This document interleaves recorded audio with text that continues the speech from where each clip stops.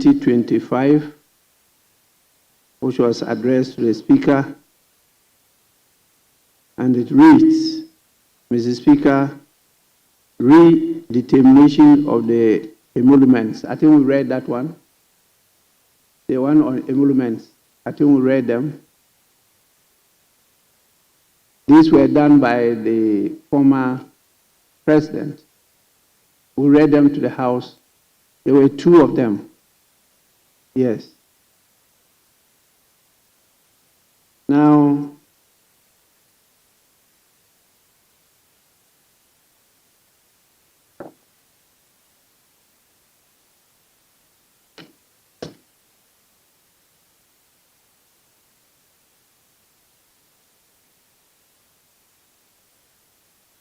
we have a number of them on nomination of ministers.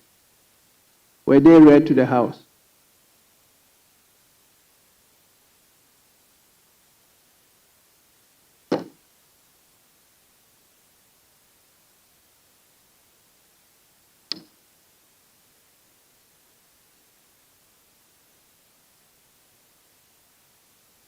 Then we move on to item 4, formal communication by the Speaker.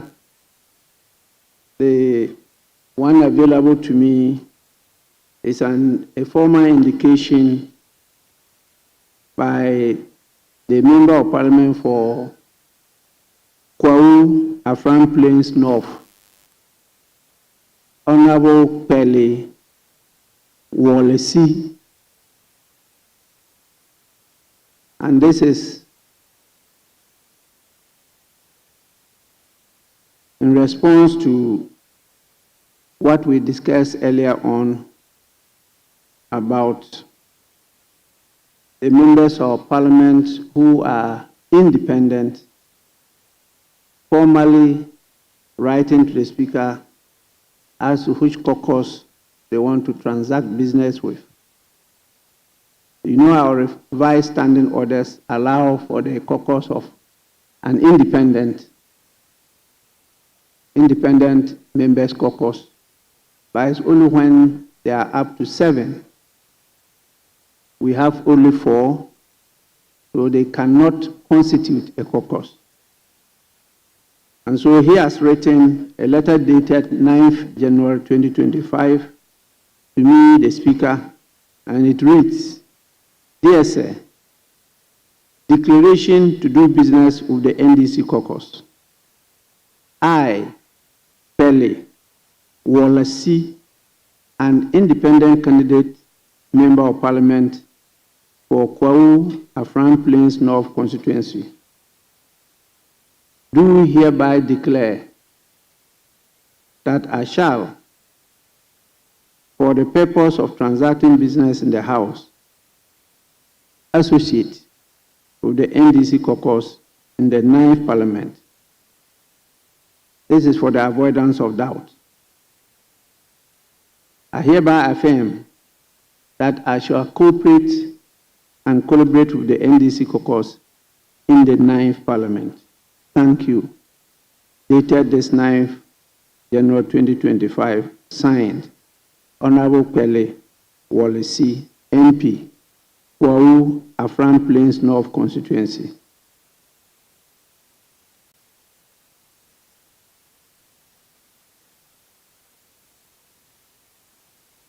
We then move to item 5, correction of votes and proceedings and official report. We'll start with the correction of votes and proceedings of Wednesday, 22nd January 2025. Page 1.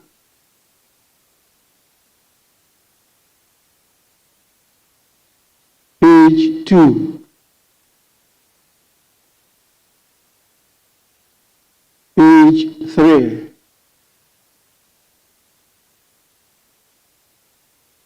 Page 4.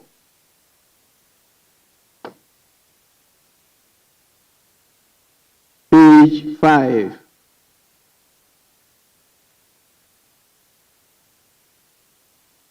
Page 6.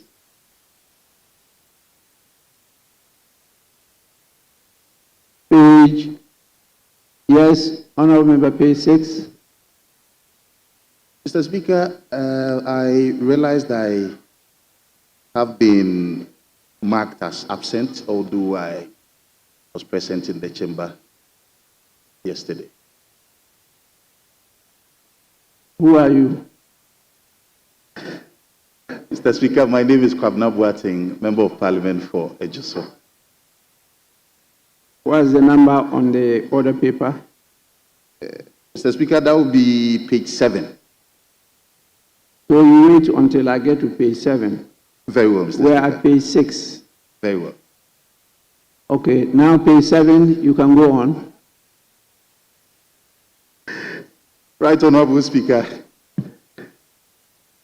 Respectfully, I have been marked absent, although I attended the chamber yesterday.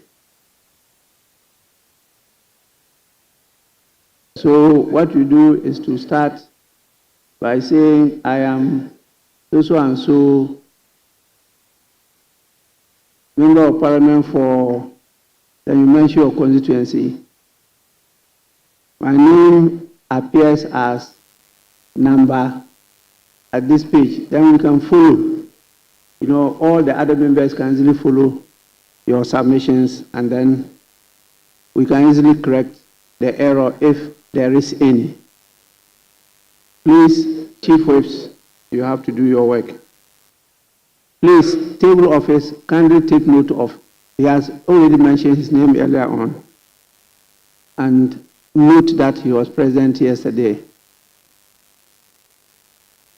Page 8. Page 7, yes, sorry. Right Honorable Speaker, my name is Shirley Che, representing the good people of Ajumanwebiaja South. I was present in the chamber yesterday, but I realized that I've been marked absent. That's number? Item number 25. Number 25. Yes, please. Che Shelley, Miss. Yes, please. Yes, table office, can you take note? Thank you.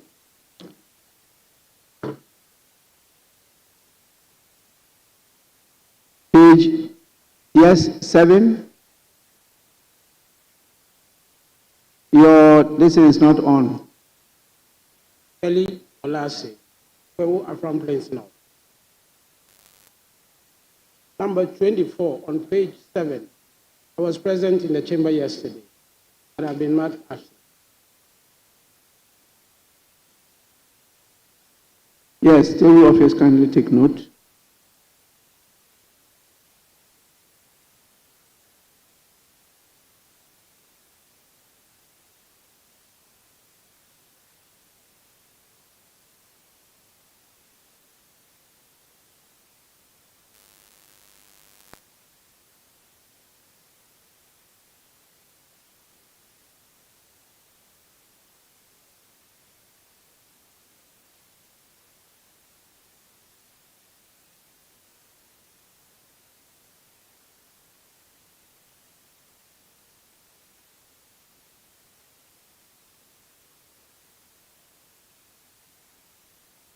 Yes, honorable members, my attention is drawn to the fact that they started test running the system, and therefore a lot of this information will be offloaded to the system, and you just need to access them where you are.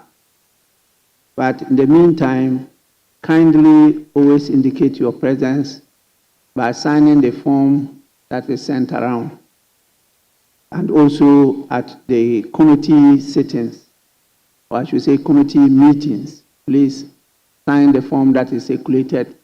That's what they use to note those that are present and those who are absent. Page 8.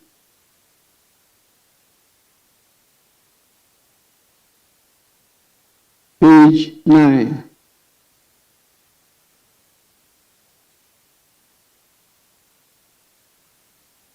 Yes, please. Page 9, yes. Thank you, Right Honorable Speaker. Speaker, page 9, paragraph 7, under official report. Speaker, we need to have a second look at the date. The 8th January 2024 was a Monday, and the Wednesdays in January 2024 fell on the 3rd, the 10th, 17th, 24th, and 31st. And so I believe we need to correct either the Wednesday or the 8th.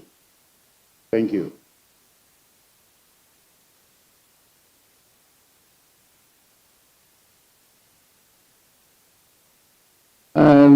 I think the mistake is rather the year.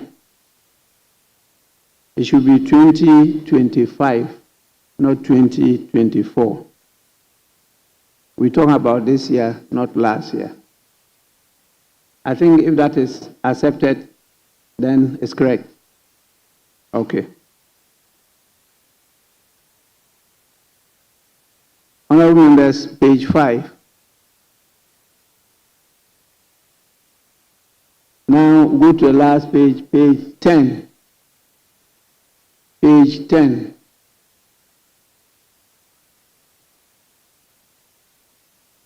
Page 10.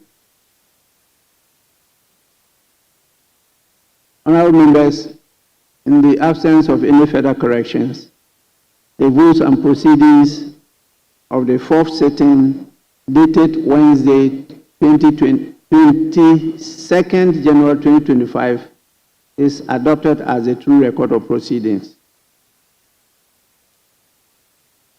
I have two copies of the official report. The first one is dated 7th January 2025. Tuesday, 7th January 2025. Any corrections?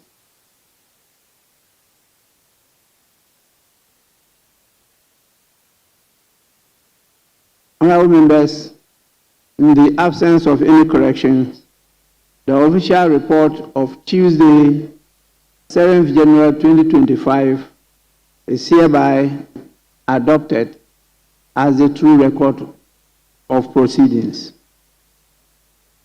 The second is dated Thursday, 9th January 2025. Honorable members, any corrections? Yes. Honorable Speaker, on column 7, under votes and proceedings and official report, Mr. Kofi Idi Adams, Mr. Speaker, based on the information and the counsel you gave yesterday after Dr. Ibrahim Murtala Mohammed, I've been in this house, at least this is my second term. I'm not very familiar with Dr. Ibrahim Murtala Mohammed. However, my good friend told me on Tuesday that he's inviting me to his Viva sometime later this month. So I want to be sure whether he has been given, because until the Viva is done, you can't assume the title. Thank you.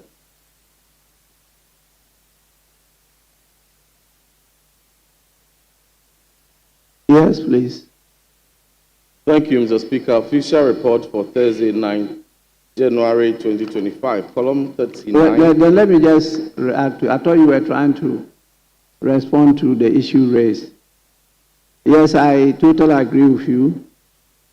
It's not only that, even after that, you have to formally inform the House so that we can note it in our records that you are now to refer to us by title, Doctor, Professor, Reverend, whatever.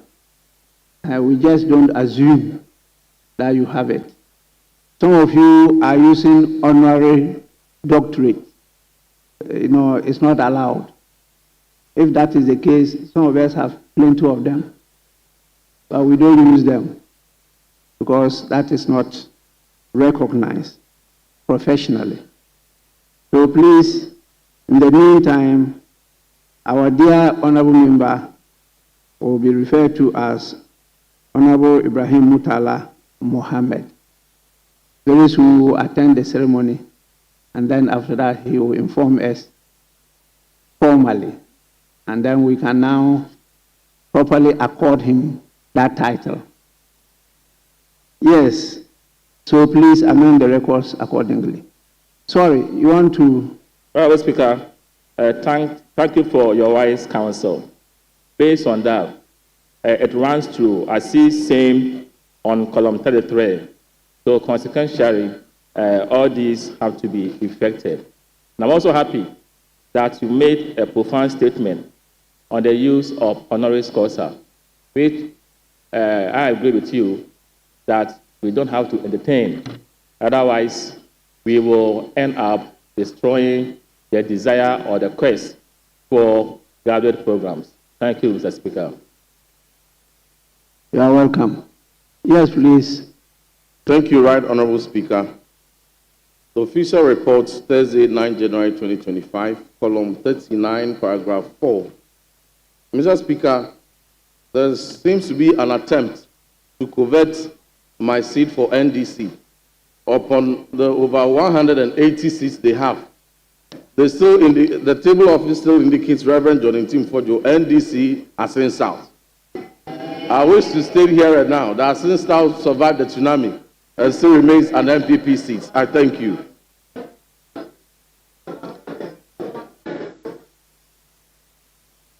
Table office, kindly take note of that. It's still the lawful occupation of the MPP. They still own that seat, not NDC. Yes. Yes. Thank you very much, Mr. Speaker. My name is Honorable Alhaji Alhassan Mumuni, one of the returnees back to Parliament. I want to ask for your leave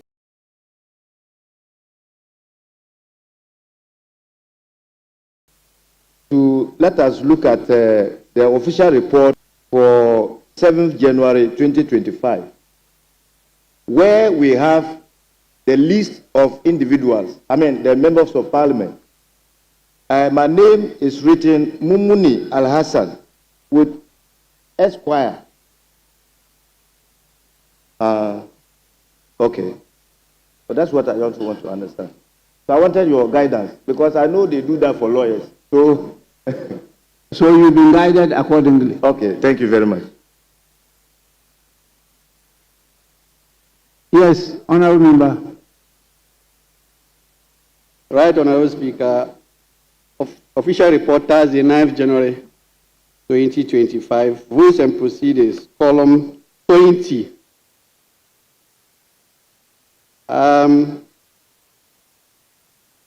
Mr. Column 20. Column 20, yes, the last paragraph.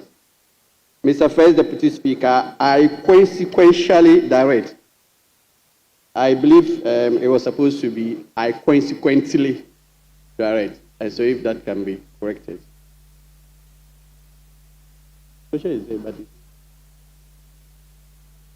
I think it's consequentially. Okay, okay, very well noted. Yes. Yes, please.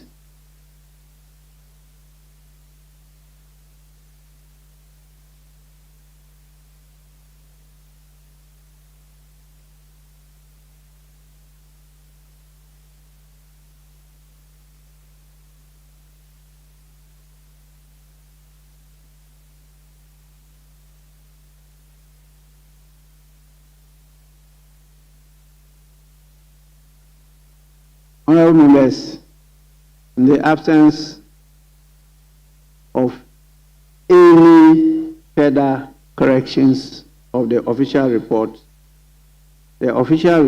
of 9th January 2025 is hereby adopted as the true record of proceedings.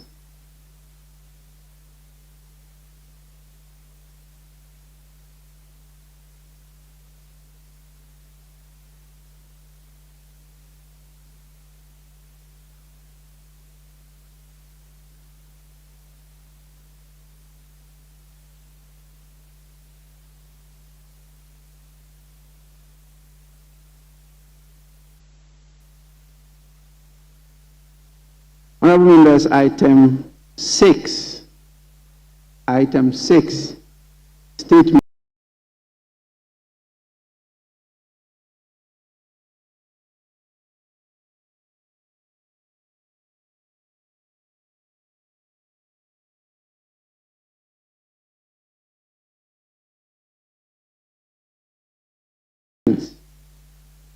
I from the House that I received a communication from the National Democratic Congress, from the National Secretariat, dated 23rd January 2025, and it reads, the Speaker of Parliament, Parliament House, Accra, dear sir, notification of selected leaders of the Majority Caucus for the 9th Parliament. I make reference to the above. I make reference to the above subject matter and trust that this letter finds you well. In accordance with the established parliamentary procedures and practice, I write to formally inform you of the selection of the leaders of the Majority Caucus for the 9th Parliament of the Republic of Ghana. And following extensive deliberation by the National Executive Committee and in consultation with the NDC Majority Caucus, we have designated the following honorable members to the leadership positions on the majority front bench. 1. Majority Leader, Mahama Ayarga. MP for Boko, Kiko South. 3. Majority Chief Whip, Honorable Roxanne Nelson Kwame Eche Dafiamapo. MP for South Dai. 4. First Deputy Majority Whip, Honorable Comfort Doyo Kujo. MP for Ada. And 5. Second Deputy Majority Whip, Honorable Richard Achampon, MP for Bia East. Honorable members, the National Democratic Congress, NDC, in consultation with our Majority Caucus in Parliament, has complied with all legal processes that underpin such nominations. We kindly request that you take the necessary steps to formalize these appointments in line with the established practice of the House. Please accept assurances of our highest esteem. Yours sincerely, Honorable Fifi Piavi Kweti, General Secretary, signed. So this is the information that we have, and as stated in the letter, they are requesting that we take the necessary steps to formalize these appointments in line with the established practices of the House. And so I will now move to the leaders to let us comply with that procedure.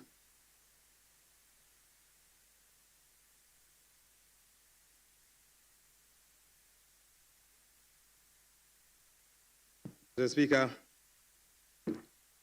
exactly 2 years ago today, on the 23rd of January 2023, I was tasked to lead the NDC Minority Caucus on the 8th of the 8th Parliament. Kindly permit me to use this occasion to express my gratitude to my colleagues in leadership who served with me to lead our caucus. First, as the Minority Caucus from the 23rd of January 2023 to 6th of January 2025. And second, as the Majority Caucus from 7th of January 2025 to today. I pay tribute to Honorable Emmanuel Ama Kofibua, the MP for Lembele, the Honorable Kwame Govins Abuja, the MP for Adaklo, the Honorable Ahmed Ibrahim, the MP for Banda, and Honorable Comfort Doyo Kujo, the MP for the Ada constituency. Mr. Speaker, I'm equally grateful to you, Right Honorable Speaker, for your fatherly guidance throughout my tenure as the leader of the NDC caucus. Right Honorable Speaker, I'm profoundly grateful for the opportunity to address this House as its leader for the final time. Today marks the official conclusion of my journey within the leadership ranks of this august House. It has been a remarkable period during which I transitioned from minority leader to majority leader. With this address, I formally take my leave as the leader of the NDC Supermajority Caucus this Parliament. Mr. Speaker, allow me this moment to extend my deepest gratitude to His Excellency President John Dramani Mahama, the National Chairman of the NDC, Honorable Johnson Esiedun Katia, the General Secretary of the NDC, the Honorable Fifi Fiavikwete, and the entire functional executives of the National Democratic Congress. Leading the NDC Parliamentary Caucus has been an honor of the highest order. Mr. Speaker, the unwavering support and the collaboration of colleagues is a privilege I have never taken for granted. Together, we have risen above our differences, weathered the storm of transition, and forged a formidable and victorious front. Right Honorable Speaker, we celebrate our collective achievement. Let us remain steadfast in our commitment to even a brighter future for our country. We held the government to account, inspired public confidence, and upheld the values of transparency, service to our people. Our unity of purpose is what delivered the overwhelming and decisive victory for the NDC in the 2024 election. Mr. Speaker, I am not perfect. Yet throughout my tenure, I endeavored to serve my party and the country with unwavering dedication. I acknowledge that in the line of duty, I may have unintentionally stepped on few toes. To those affected, I humbly seek your forgiveness. Please forgive me. Leadership, I believe, is not about perfection, but about the sincerity of purpose. Our actions must always be guided by good faith and the overarching interest of our dear country. Mr. Speaker, 2 years ago, I was entrusted with the responsibility of the minority leader. In this relatively short time, we have collectively achieved a remarkable milestone. Together with my NDC colleagues, we provided constructive alternatives to government policies and safeguarded millions of Ghana cedis in public funds. We championed groundbreaking legislations, including some of the most impactful private members' bills in Ghana's parliamentary history. These efforts significantly shaped national policy and discourse. It is no surprise, therefore, that the people of Ghana recognize our effort by entrusting us with additional 50 parliamentary seats, transforming the NDC caucus from a minority of 137 to a commanding majority caucus of 137 seats and counting. Mr. Speaker, it was the result of hard work, perseverance, and the unity of the 137 gallant NDC members of Parliament. As I transition from this leadership role to the Ministry of Finance, Right Honorable Speaker, I embrace this path with humility and resolve. I will continue to rely on the support of all colleagues in this House as we work together for the good of our country. Mr. Speaker, as a former leader of this House, I assure you, Right Honorable Speaker, that neither you nor your members nor the staff of Parliament will ever be far away from my thoughts. Mr. Speaker, the institution of Parliament and its concerns will always remain a priority. In my capacity as Minister of Finance, I pledge to work tirelessly for the people of Ghana, ensuring that the needs and aspirations of the people of Ghana remains at the forefront of our agenda. Let us unite in the pursuit of these shared goals. Right Honorable Speaker, I must take a moment to recognize my good friend and brother, the minority leader. The Speaker, though we often found ourselves at odds, our mutual respect fostered a working relationship that guided this House throughout some of its most challenging moments. To the dedicated staff of the Parliamentary Service, thank you for the invaluable support you have provided me and my colleagues in leadership. I trust you will extend the same level of commitment to the incoming Majority Leader and his team. Mr. Speaker, it has become imperative for the Majority Caucus to effect a change in its leadership. Right Honorable Speaker, I now refer you to Order 6 of our standing orders, which provides that Majority Leader means a member of Parliament designated by the Majority Caucus as their leader in this House. Mr. Speaker, you would recall that on the 8th of February, on the 21st of February 2024, during the 8th Parliament, you interpreted what constitutes the designation of leadership in this House. You reminded this House that it is the party that has given you the platform to come to this House. You come on the ticket of the party to appoint your leaders. The party must lead the process. You said, Mr. Speaker, you concluded with a ruling that the party would lead the process to designate or appoint the leaders of the caucus of the House. Against this background, Mr. Speaker, the National Executive Council of the Great NDC, the Majority Caucus, have designated the following honorable members as the new leaders of the Majority Caucus. The Honorable Mahama Ayarega, the MP for Boko Central, as our Majority Leader. The Honorable George Kweku Rickett-Hagan, Member of Parliament for Cape Coast South Constituency, as our Deputy Majority Leader. The Honorable Roxanne Nelson Kwame Echi Dafiamepo, the MP for Saudai, as our Chief Whip. Honorable Comfort Doyo Kujo, MP for Ada Constituency, our First Deputy Majority Whip. And Honorable Richard Achampon, MP for Bia East Constituency, as our Second Deputy Majority Whip. Mr. Speaker, I extend my best wishes to the incoming Leader of the House, the Honorable Mahama Ayarega, and his team. May they be guided by wisdom and grace as they steer the affairs of this House, oversee the successful conduct of government business.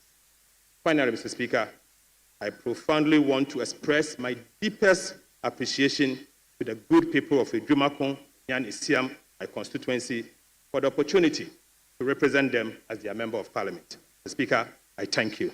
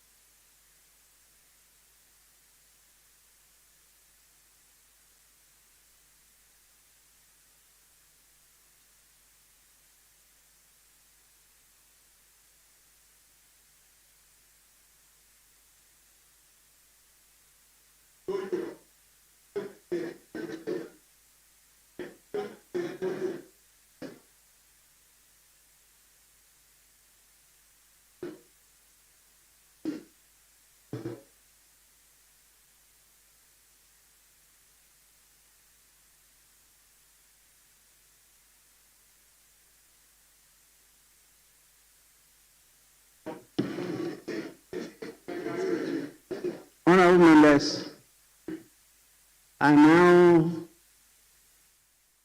will permit member who may want to make a comment on this transition may do so now. Brief comment, because we have other business to transact. Yes, I can see.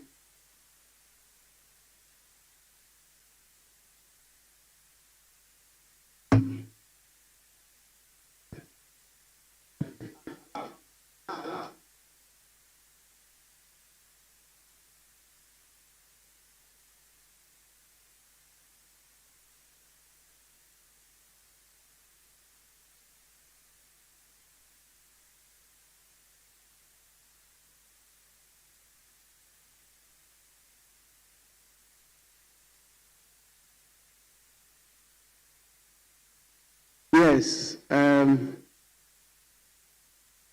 my attention is being drawn to time constraints, but definitely we will allow one from each side, and then if leaders want to have a say, they will be permitted to do so.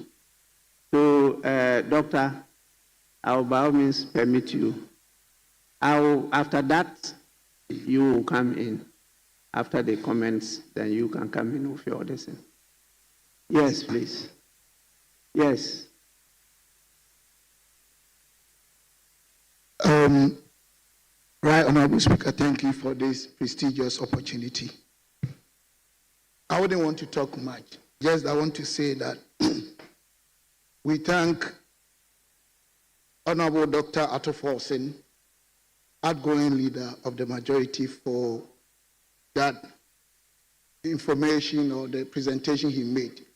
I think he has illustrated that he's going to do well at the finance ministry and then keep to his promises, because that is extremely important. Promises of taking away all the taxes and still rule this country where Ghanaians want it. Mr. Speaker, coming back to the issue, I also like to admonish the incoming leaders of the majority that as much as we experience some sort of minimal illustration of leadership cohesion as we needed as a country from outgone Dr. Attoforsen, they should please review what happened or revise what happened during the 8th Parliament. This is the time that I think Ghana needs cohesion from both sides. This is not the time to abuse and misuse the undue advantage of numbers and change the focus of this country. Mr. Speaker,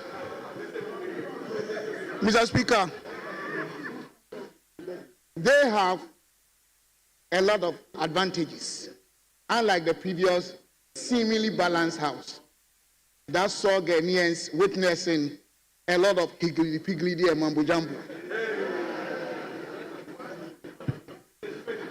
They don't need numbers much, but they need the endowments of those who give them the mandate, being the good people of Ghana. Ghanaians want to see a majority with their leadership that is prioritizing the interests of the good people of this country, championing causes, projects, and programs that will ensure equitability, equality, and that will create the needed balance between political expectation and the developmental expectations that Ghanaians are looking forward to.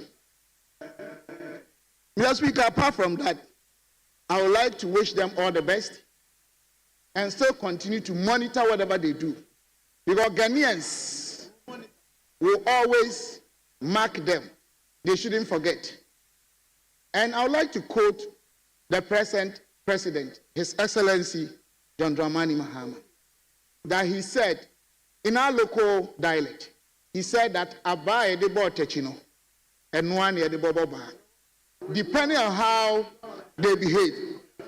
I am therefore ending that we are not expecting them to put up any dysfunctional behaviors that will be inimical to the performance and the progress and the forward movement of Ghana. I wish you all the best. Thank you, Mr. Speaker.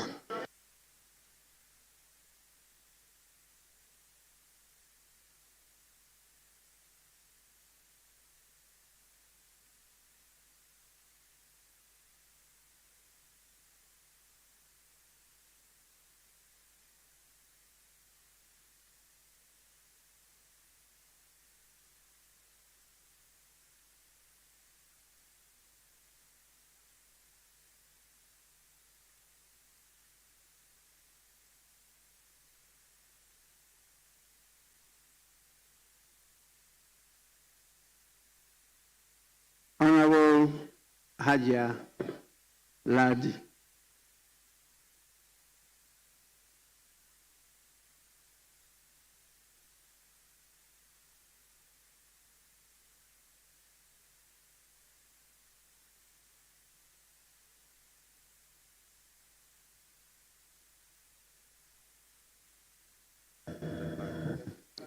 Thank you, Mr. Speaker, for the opportunity. Mr. Speaker, I'm very grateful for you, first of all, recognizing the fact that I needed to separate a fight between two individuals whom I would never want to see having any proposed.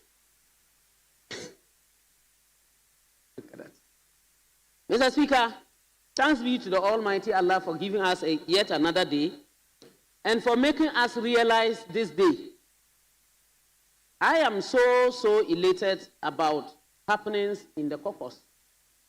The outgone leadership and the one before them, they performed so marvelously, so nice, so well. And they presented the best that they could and made sure that all of us as a caucus who were involved in all the activities of the party. This led us to the enormous success that we chalked. We cannot run away from it. They have done so well. Today, we have another set. All I can say is that we, behind them, are going to hold them to the work, to the duties that they are going to lead as caucus leaders. We are going to ensure that they listen and listen to us. And we will also let them understand that motivation from leadership is very, very important. I know all 4 of them, 5 of them seated here. I've known them at least. I have not seen any one of them I have not known for at least 10 years. So I know how credible they are. I hope and pray that the leadership today is going to emulate exactly what the past leaders did, such that in the coming days, weeks, months, years, we would continue to rise and rise and rise and rise until the people of Ghana have seen that they have, yes, elected those that are worth it, and that we are doing our job as representatives, and that we will achieve our aim to ensure that Ghana moves forward in the right direction, and that setting the Ghana we want is not an issue of only being a leader, but ensuring that you provide that leadership. Mr. Speaker, in the leadership, there is only one woman. And I want to assure that woman that with some of us, we are always ready to support. It's not a matter of being in the leadership chair. It's a matter of doing the leadership job. It's a matter of supporting. It's a matter of ensuring that you support them to make sure that they do the work as expected. For us, we will do it, and I will entreat my colleague women on our side to support and make sure that we achieve our aim. Mr. Speaker, I'm hoping and praying that the Almighty Allah protects and guides them so that at the end of the day, we will get what we want, and that anytime, anywhere, they can rely on us to chalk success. Mr. Speaker, I thank you very much for the opportunity, and I say I wish them the best, and I hope they will be able to also make sure that our brothers and sisters on the other side work with us. It is very important. Whatever we are looking for in this chamber as MPs, notwithstanding the fact that we are the ruling government today, is the same thing that they are looking for, and we should know that if we have their support and we always build consensus, it will go a long way to help us. And to our brothers and sisters on the other side, please, please, please, over-politicization will not help.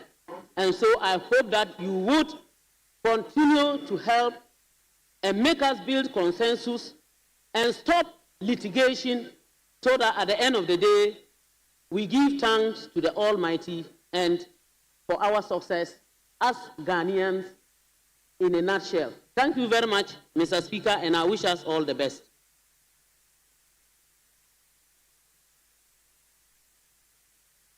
Leadership.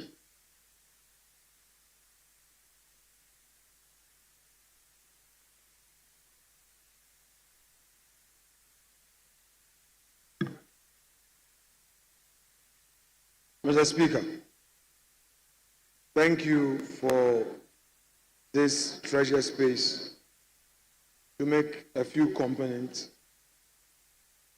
in response to the communication we received from the National Democratic Congress announcing a change in leadership. But first, Mr. Speaker,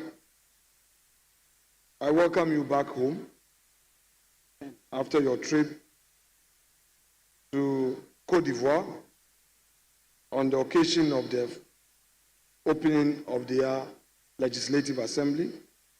You continue, Mr. Speaker, to project the good image of this House, and I pray that you continue with strength to deliver on your mandate in this 9th Parliament. Second, my respected colleague, Dr. KCL Ato-Forson and his team, congratulations. You've done what you have to do for your party. Yesterday, I watched you, Dr. Forson, on the TV, together with your Chief Whip, Kwame Govins Abuja, taking the ministerial oath. I wish you well. Indeed, this is a time to serve your country in another capacity, and your party has recognized that, and Mr. President has honored you. This was a great time working with you. In the 8th Parliament, it was a real test for the democracy of our country. I recall the many times that decisions had to be made on this floor, where you had to painfully tell me that your side does not support me. I took it in all its stride, and today democracy has won. Mr. Speaker, the outgoing majority leader, or the former majority leader, Dr. Forson, was right when he stated that in spite of all of these, we kept a good friendship. I recall also his chief whip, situations where Kwame would disagree with me, he would find a way of avoiding an eyeball-to-eyeball contact. He would be looking elsewhere. He will ignore my text messages and my WhatsApp messages, and when he's done with everything, he will tell me, Kwame, I'm sorry, I have to defend the party's interest. My good friend, Emmanuel Amakofibua, we often gave wrong signals to the optics. I think today, our common fights will be over. People don't know how great our friendship is, but you were always getting under my skin. And I know now, as a minister, our political fight would take a different form. This time, you would have to come and defend your government policy. To the incoming team, led by my senior at the bar, my respected colleague, Mahama Ayariga. We served together in ECOWAS Parliament. You were very supportive. You've earned the respect of your colleagues in the sub-region. I know that you built consensus. In fact, Honorable Ayariga, there's something I've learned from you and I want to share. You don't mind how long it takes to negotiate to bring peace. And that I've learned with a great deal of respect. I believe that even as majority leader, you will not assume that you have the numbers. So you have to railroad matters on this House floor. I pray that you continue with that skill so that together we ensure the peace of this House by assisting Mr. Speaker. Indeed, many people in this country do not know that over 90% of the issues on this floor are resolved through consensus. Just a few that get into the media is what takes center stage. I pray that we'll build consensus during your tenure. But to the backbenchers and all of us in this 9th Parliament, Honorable Ayariga, the majority leader, is a great debater. He loves his procedure. And let me disclose this. The day we had this hint of he becoming the leader of the House, one of my researchers told me that, leader, your new leader is always glued to his law. He loves debate. So get your members to get ready. So I know that you enjoy the rules and you will not allow things to go unattended. But let me quickly remind you, sir, that as a government leader, if you try to introduce more debates, government business will suffer.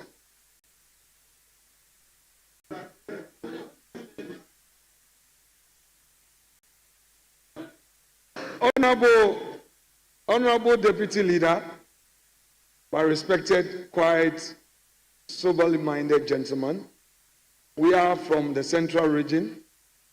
We've shared great moments together. I know I gave you some tough times when you were a Deputy Finance Minister, and I was in opposition in the backbench those days, but we still kept good friendship. And Eche, my steady mate, not many people know this.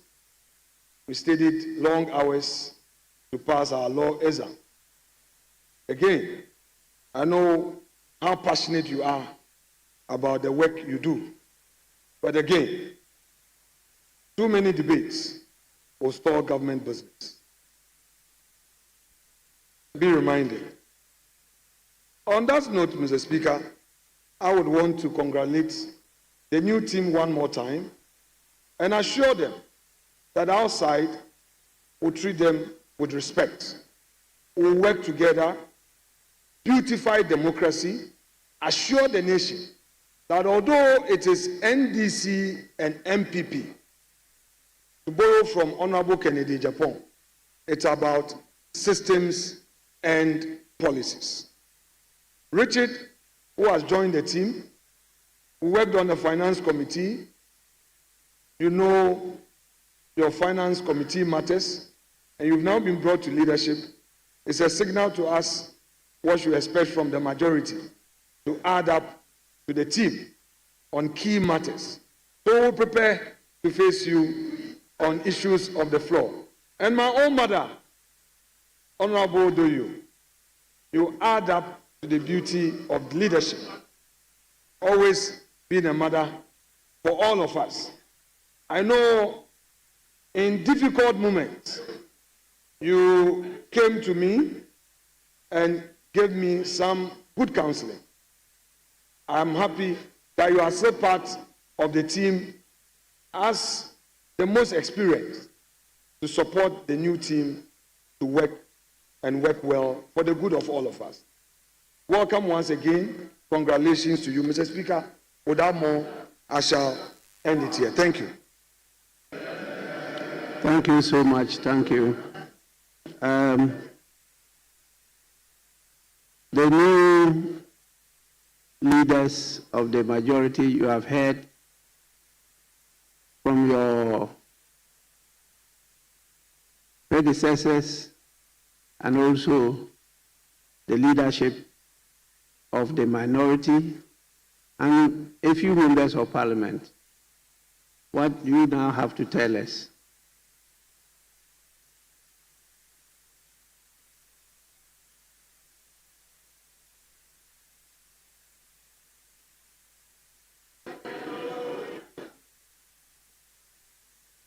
Right Honorable Speaker, a short while ago,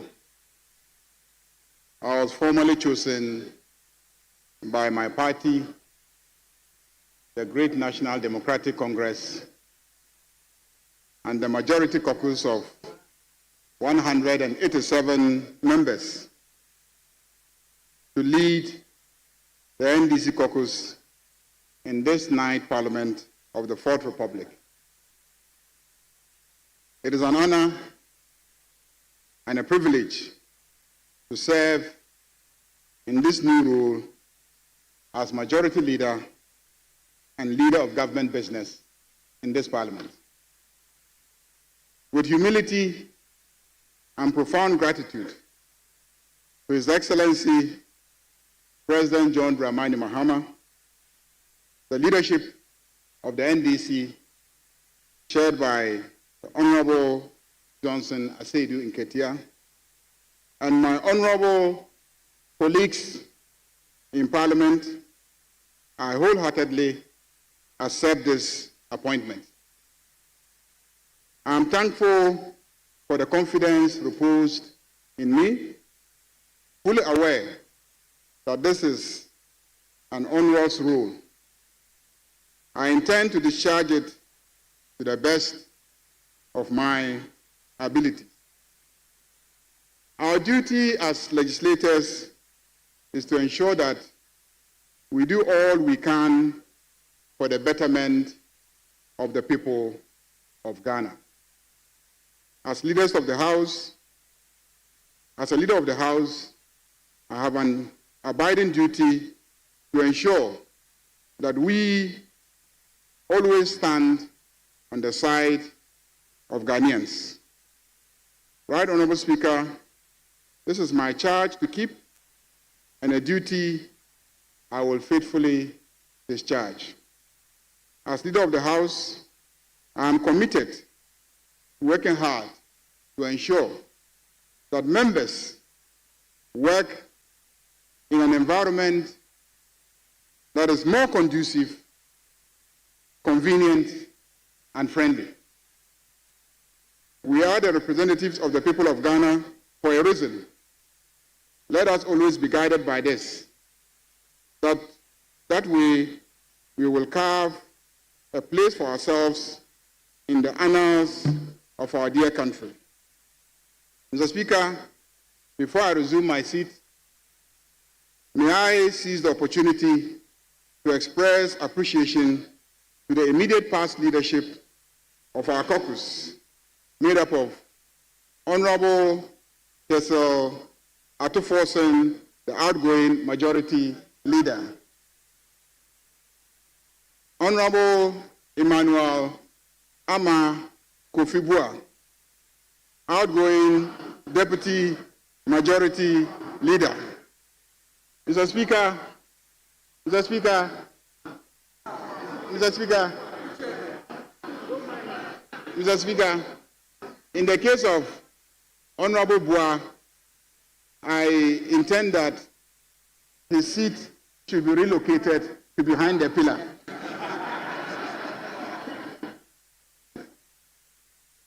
Honorable Kwame Governs Abuja, outgoing Majority Chief Whip, Honorable Ahmed Ibrahim, outgoing First Deputy Majority Whip, and the youngest lady in the chamber, Honorable Comfort Doyle, outgoing Second Deputy Majority Whip, and incoming First Deputy Majority Whip. I also want to thank all the members of our caucus for the unity and oneness of purpose displayed. I'm counting on you to continue to exhibit this same level of support and togetherness, if not more. Mr. Speaker, my main agenda in this House is to pursue the manifesto and program of His Excellency President John Dramani Mahama, a manifesto and a commitment that has received the overwhelming support and vote of Ghanaians. Mr. Speaker, we will do this by passing good laws that seek to further those commitments, and we will use our various committees and our oversight responsibilities to ensure that the institutions of governance work for the people of Ghana once again. Let me use this opportunity to thank the minority leader and our friends on the other side of the aisle for the cooperation and support we have received so far since the beginning of this night's Parliament. I want to assure them that in spite of their dwindled numbers, I, as my colleague, the minority leader, has already indicated, I believe in accommodation, I believe in consensus building, and I believe in discipline, and I believe in orderliness, and I believe in working together. I look forward to working with you and to ensure that the good people of Ghana are well served by this Parliament. Finally, Right Honorable Speaker, I believe that I will succeed. And the main reason why I will succeed is because your very good self is still in this chamber. When I came into this chamber 20 years ago, you were the leader of my caucus. And I have learned so much from you. You have risen from minority leader to majority leader. You've served in the executive arm of government. You've risen from deputy speaker, and now you are the speaker of the parliament. And you are in this chamber. And so I believe that you cannot afford to see me fail. And that is the reason why I'm very confident that I will succeed. On that note, Mr. Speaker, I thank you and I thank colleagues.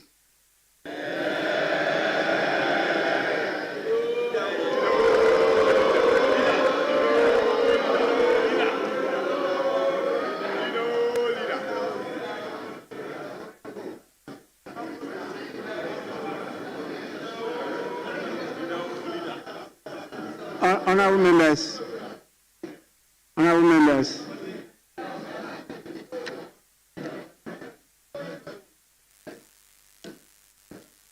let me acknowledge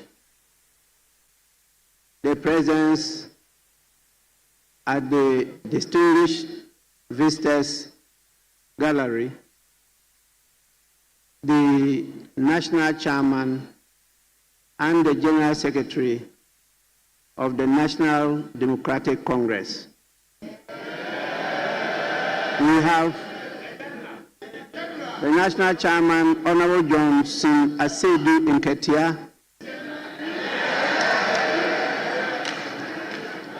and then the general secretary, Honorable Fifi Fiavi Kweti.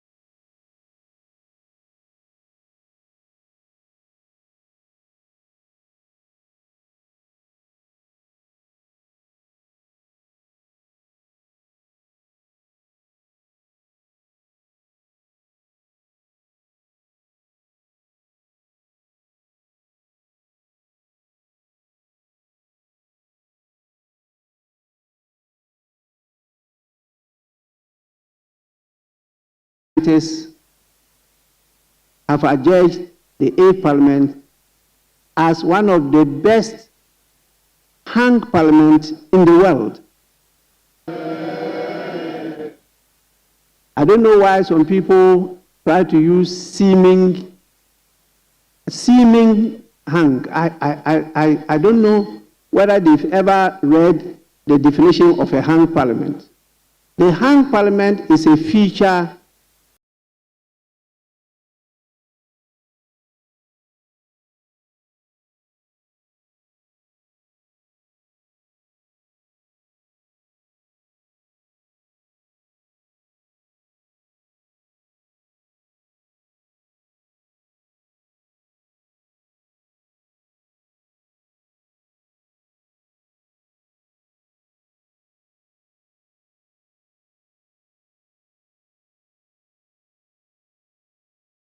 of the Westminster system.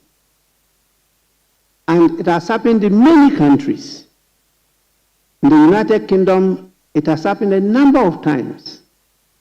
In Australia, it has occurred a number of times. In India, it used to happen in the United States of America, and they had to legislate on it. About 90-something% of hung parliaments don't go for their full term of office. And in fact, when it occurred once in Ghana, in 1979, it only lasted for 27 months. People forget all this. And they say that this is the first time Ghana had a hung parliament. No. It happened in 1979 between the People's National, was it PNP, People's National Party, and then the Popular Front Party. It occurred, and it only lasted 27 months. In UK recently, we've had a number of hung parliaments, and they were compelled to change their prime ministers. Ours lasted 4 successful years and delivered a smooth transition of power from a party in opposition to a party in government. That is a record that is being analyzed over, being praised.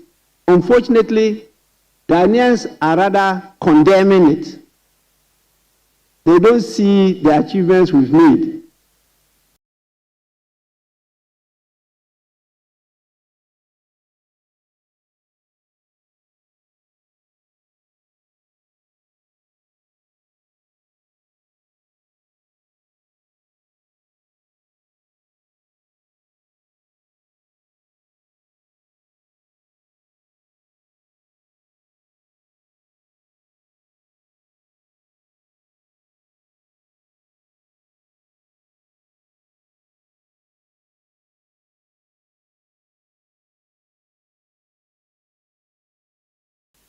And it's including the researchers, they can go around many countries to search from their records, and you'll see that the 8th Parliament performed very, very well.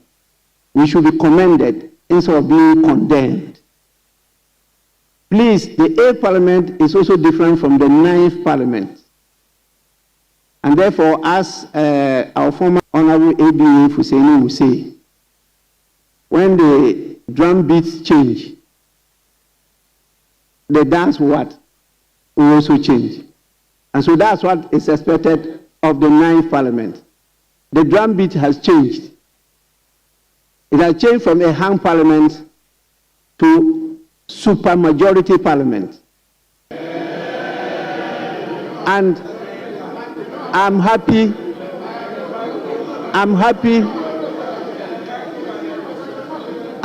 that the leadership and members have taken note of this, and they are calling for caution that we should not use the multitude in our debates, but we should use reason and the national interest. As the Speaker, I'll be very firm and I'll insist that that is done.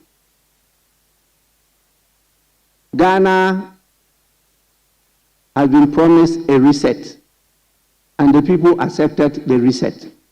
The reset must be done. That is it. So please, I thank all of you for the understanding, and I hope we work together in harmony to advance our common interests and improve on the living conditions of the people we represent. Thank you so much. I'm informed that we have some statements. I don't know whether we should take them now, or there are some priorities that leaders want us to take first before we go to statements. We can take the statements now. Yes, Majority Leader. Mr. Speaker,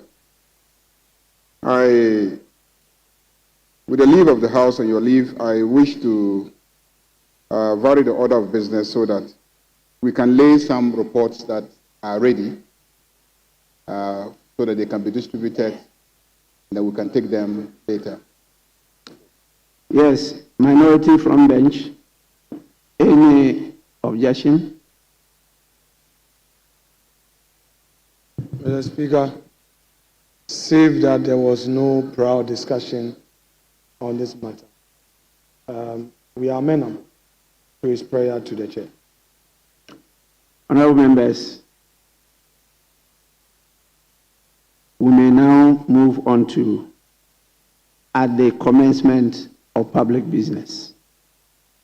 Item 7, presentation of papers. The following papers to be presented: 7A, Roman 1, Roman 2, Roman 3. If they are all ready, please present them now. Roman 3 is not ready, but 1 and 2 are ready.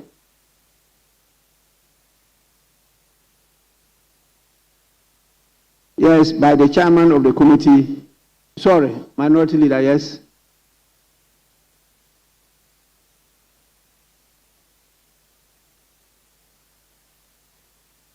Yes, Minority Leader. Mr. Speaker, I just wanted my respected colleague to bring clarity to exactly what he wants to do. He's talking about the report to be laid, but we don't have them. So I just want to know from him what exactly his prayer is. We've not seen any we definitely, after they are laid, I'll give the directive for them to be distributed. Then you will see them. But if our attention had been drawn earlier, you could have consulted as leaders. But it's just now that it has arisen. So I commend you for conceding to it, and then let us proceed with that. So please, Chairman's Committee, if the reports are ready, Roman A1 and A2, then you can proceed to lay them with a bow. Okay. Third report of the Appointment Committee on His Excellency the President's nomination for appointment as ministers. Fourth report of the Appointment Committee on his nominations for appointment as ministers. Honorable members, the two reports, and I direct that copies be made available to all members of Parliament. Which other report is ready for presentation?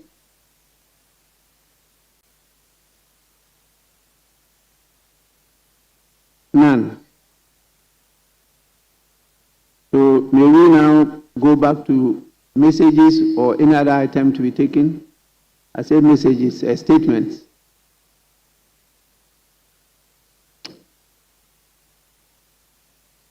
That is all.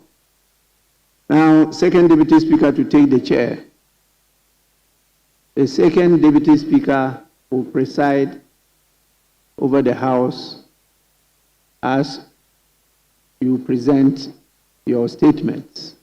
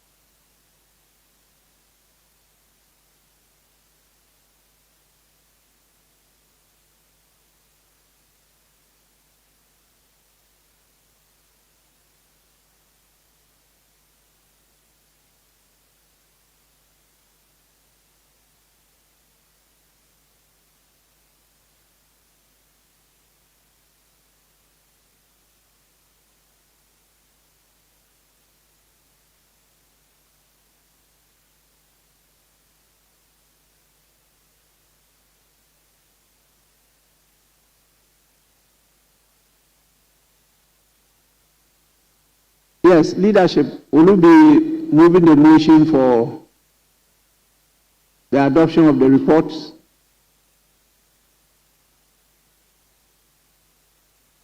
The second Deputy Speaker will take the chair from now.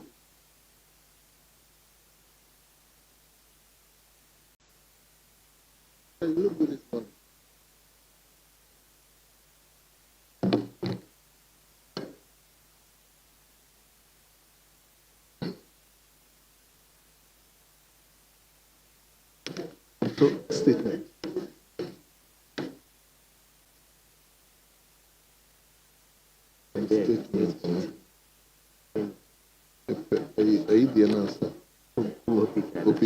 Yes. Anyway.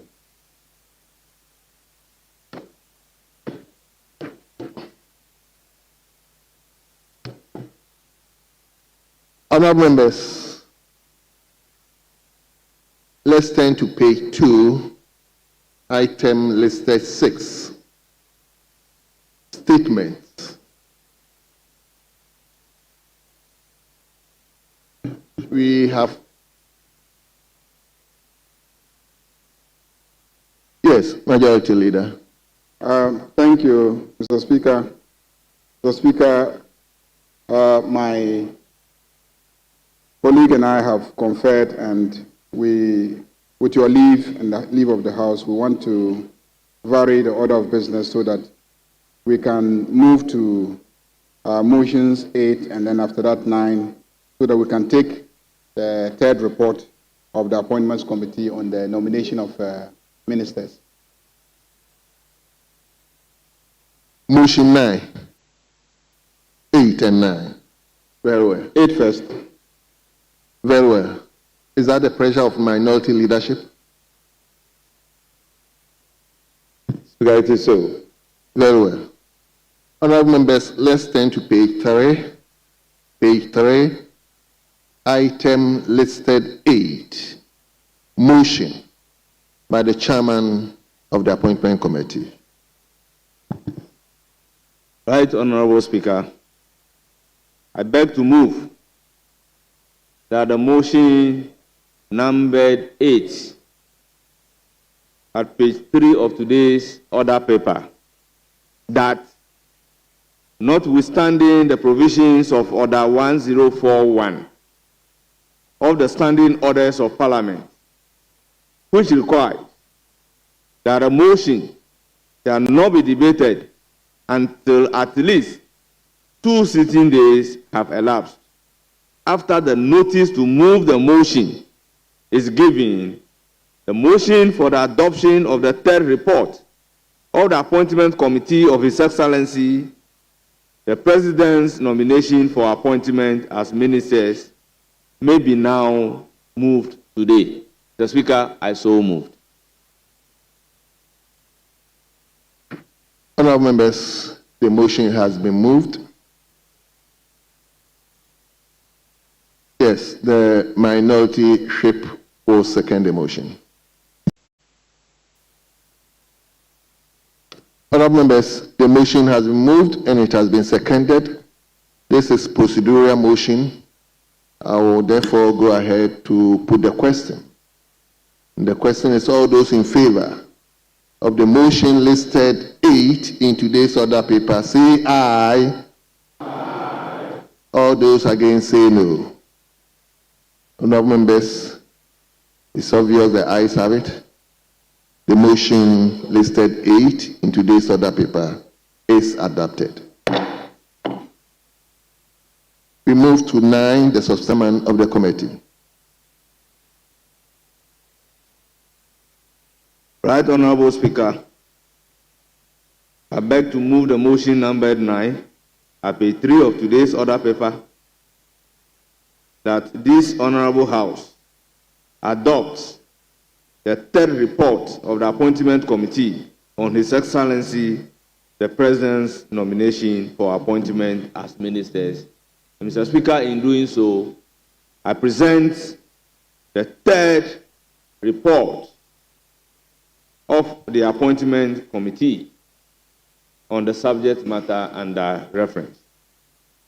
Mr. Speaker, the report captures the vetting and its consideration of Honorable Ahmed Ibrahim as Minister Designate for Local Government, Chieftaincy and Religious Affairs, Honorable Agnes Momo Latte as Minister Designate for Gender, Children and Social Protection, Honorable Elizabeth Ofosu Ajare as Minister Designate for Trade, Agribusiness and Industry.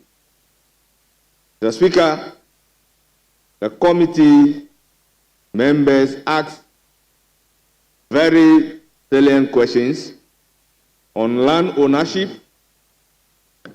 line of reporting of the administrator of District Assembly Common Fund, improving the local economy in collaboration with MMDCs, inadequate human resource at the MMDAs, resources to run MMDAs and other agencies under the Ministry of Local Government, Chieftaincy and Religious Affairs.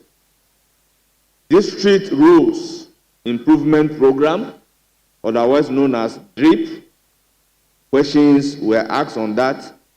Questions were on waste management contract, the mandate of the Ministry of Local Government, Chieftaincy and Religious Affairs. The Speaker, the nominee, in a very composed manner, provided the answers, and the answers are fully captured in the report.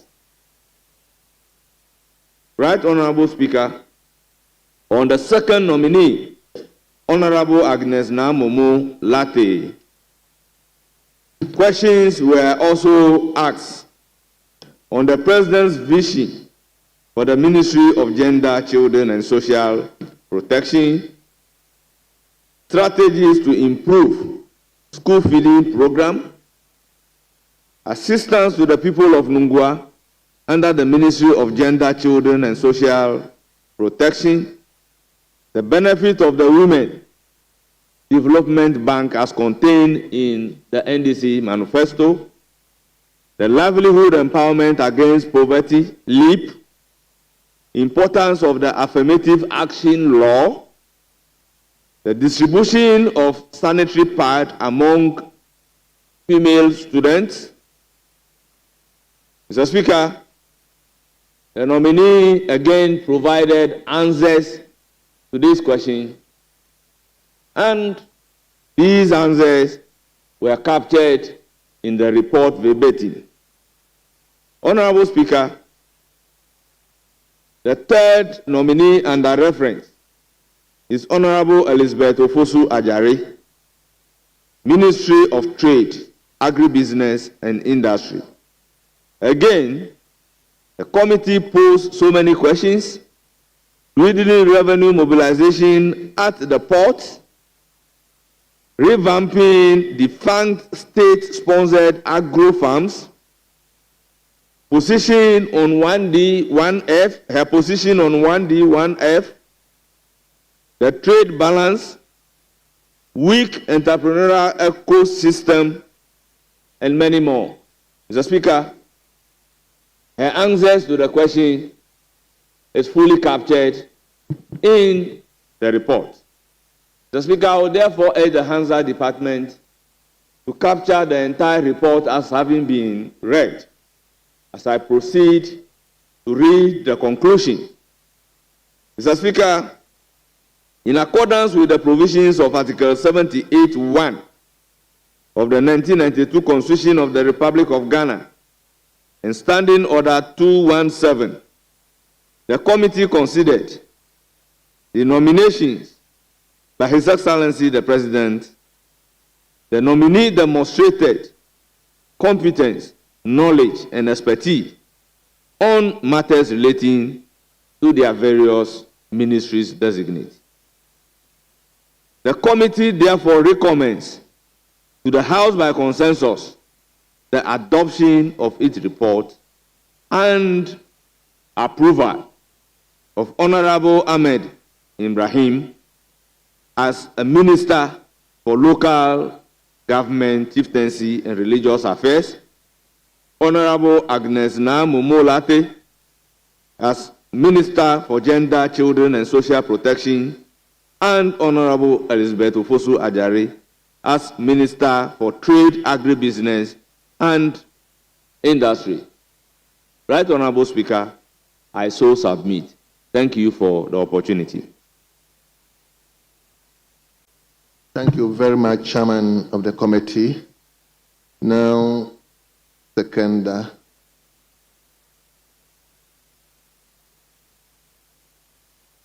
Yes, Honorable Member for Okankwe Central. Mr. Speaker, I rise to second the motion and to add my voice to the chairman of the committee to congratulate the member for Crowell, the member for Banda, the member for Techima North for their nomination, and having gone through the vetting process excellently a couple of days ago. Mr. Speaker, we know of Honorable Ahmed in this chamber. We've worked with him. We know how passionate he is. But the work in the chamber is different from going to manage entire local government institution, which comprises a lot of difficult district chief executives, district, municipal, and metropolitan chief executives. We expect of him to exercise the necessary restraint in dealing with them and to ensure that the relationship between the MMDCs and the MPs gets improved to ensure that the work in the constituencies and the districts gets on unimpeded. Secondly, Mr. Speaker, the member for Crowell exhibited high qualities and convinced the committee that she could do a good job as Minister for Gender and Social Protection.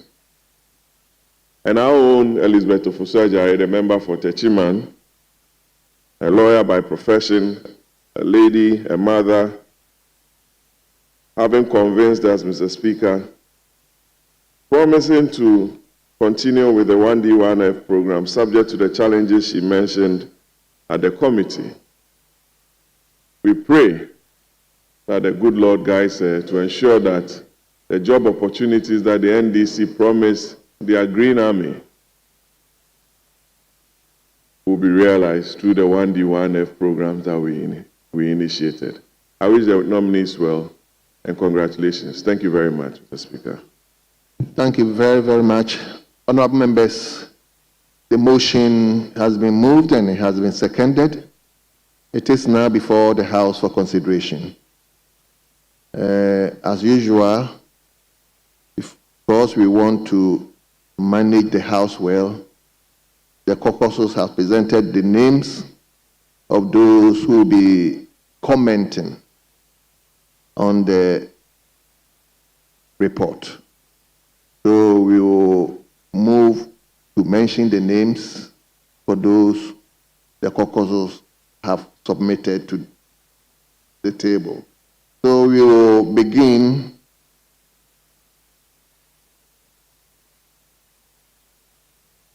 from the minority side, and we will call on Honorable Member for Empraeso, Honorable Davis Opoku. So, Honorable Member, we will not cut you short, yes, but we have so many other business to conduct today. So please work around 5 minutes for us. Thank you. Thank you very much, Mr. Speaker, for the opportunity to contribute to the report of the Appointments Committee before this House. Mr. Speaker, first let me congratulate my colleagues, Honorable Ahmed Ibrahim, Madam Namumo, Madam Elizabeth Ofosu-Ejare, for their nomination to this high office of the land. Mr. Speaker, particularly, I'm excited at the nomination of Mr. Ahmed Ibrahim as the Minister Designate for Local Government, Chieftaincy and Religious Affairs. I've been in this House for 4 years, and when it comes to issues that confront members of Parliament, when it comes to issues about MPs and their relations with the District Assembly Common Fund, and to a larger extent, the local government ministry, we have seen Ahmed Ibrahim lead the charge in that regard. And I know that when he settles in that office, issues that bother members of Parliament would be one of the top priorities on his desk as a minister. Mr. Speaker, I'm particularly interested in how we are able to correct the, for want of word, anomaly with respect to the District Assembly's Common Fund Act 455, which establishes the office of the administrator and provides that the administrator reports directly to the minister responsible for local government. When you look at Act 936, Section 129 of the Local Government Act, it stipulates that the administrator shall report to Parliament and office of the President. This, in times past, has created some challenges where administrators of Common Fund have had issues with sector ministers. Even as a Parliament, we have struggled at inviting administrators of Common Fund to appear before us, even explain to us issues that are mandatory, issues that concerns members of Parliament. I think that it's about time that the sector minister taking charge takes steps to address this anomaly. It's important that every administrator reports to the minister, sector minister involved, so that the minister would have direct responsibility in responding to issues that border on that fund to Parliament. We would want to be dealing more with the ministers who we appreciate that have a lot of insights. Mr. Speaker, one of the challenges that our municipal chief executives have had, especially with the last government, has been issues of capping. I mean, when you go to them for projects, they tell you that most of their funds have been capped. And it brought untoward challenges in the administration of the district assemblies. Mr. Speaker, I think it's about time that the president assures us, and also the sector minister assures that when he takes office, the issue of capping our district assembly common fund, monies that go directly to the assemblies, will be taken off. They need monies to construct more drains. They need monies to construct more schools. They need monies to develop the various assemblies.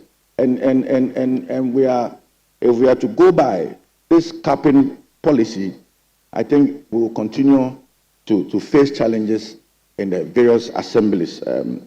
Speaker, also, the drip machine is one laudable project that His Excellency President Nana, with the support of this Parliament, to bear.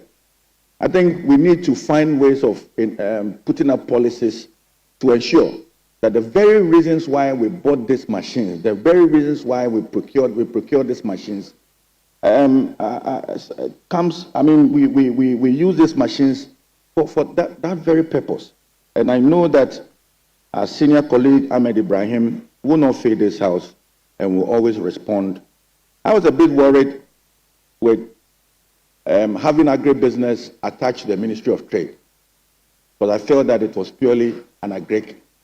But when I listened to Madam Ejare, I got convinced that if you look at most of the 1D, 1F projects, most of them are agro-based projections. I mean, most of them are agro-based factories. And to have agribusiness under a watch would go a long way to as it were, address some of the challenges that persons who are engaged in agribusiness face. I mean, we cannot continue to import over $100 million worth of onions into our country. What is required is to develop a proper value chain.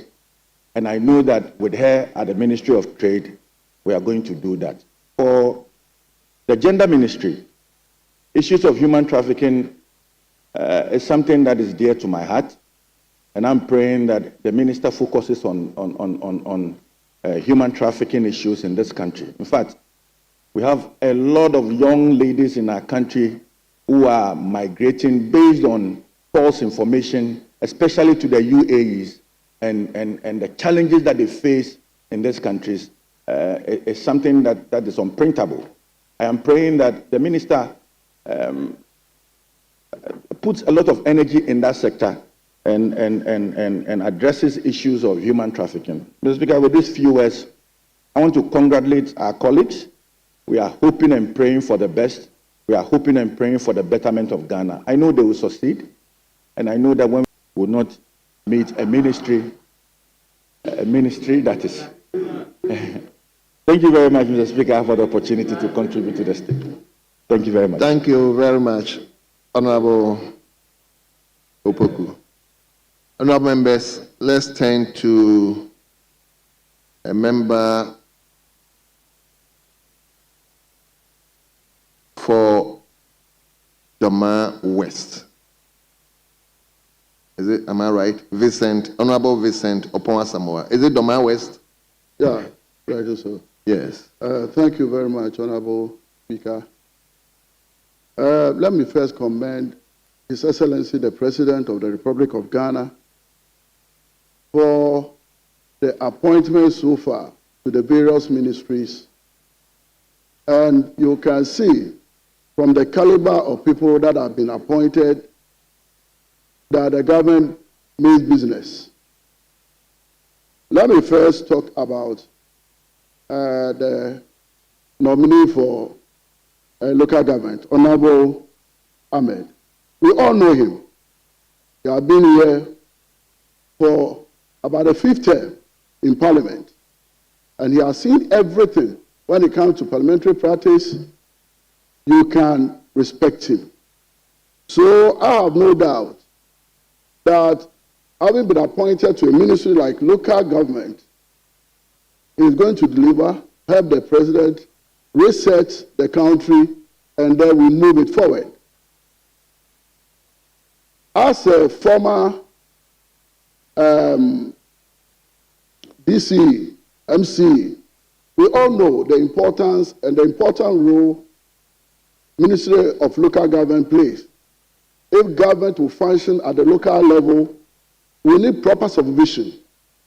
And we need someone like Honorable Ahmed who will be able to match up to the task, keep the DCs in line so that they can deliver at the grassroots. I remember His Excellency, the former president, Nana Addo. He made promise to Ghanaians that Accra was going to be the cleanest city in Africa. And I also recall the last State of Nation address, when he was even recounting his achievements, he forgot to even mention that Accra has become the cleanest city in Africa.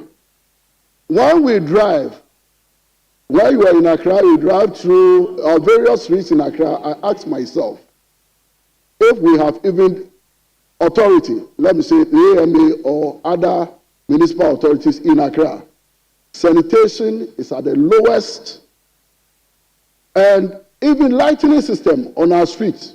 We all know that street light belongs to the local government.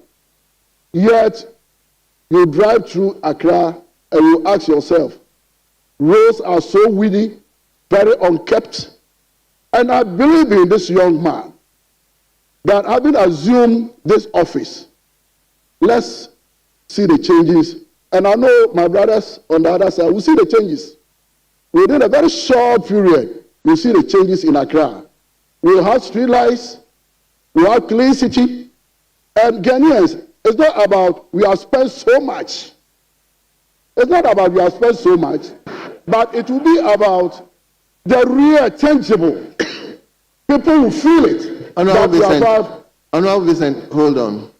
Let me catch the attention of honorable member for Asante Achem Central. Mr. Speaker, let me remind my honorable brother of Order 93.5. He's not supposed to, in making comments, he's not supposed to provoke debate. All the statements he's making, I or other people may not agree with him, and this would provoke debate. So I caution him to be straightforward in commenting on the motion on the floor rather than inviting others to enter into debate.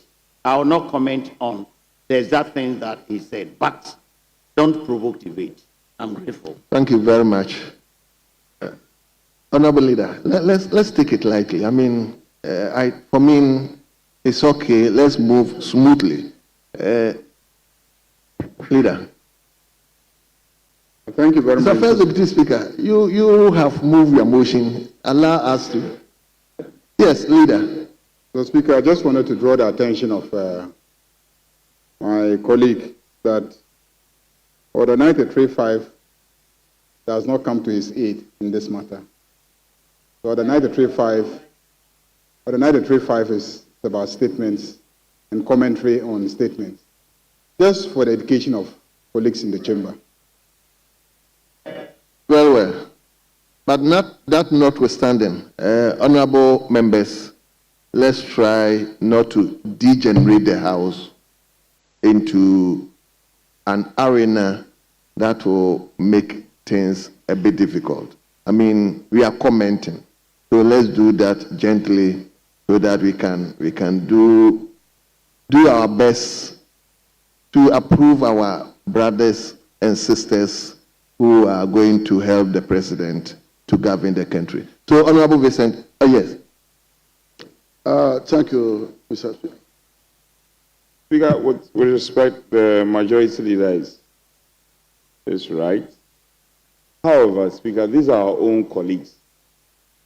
The Honorable Ahmed is seated right before us. I see my friend, beautiful sister, and other colleagues. They've all performed, I witnessed the vetting, performed creditably well. But as my senior colleague tried, we're just trying to help you navigate properly. We want to pass them, but please be guided. If you start throwing punches, we also start throwing punches. No, don't start punches. Speak to the issues. Let's edify them.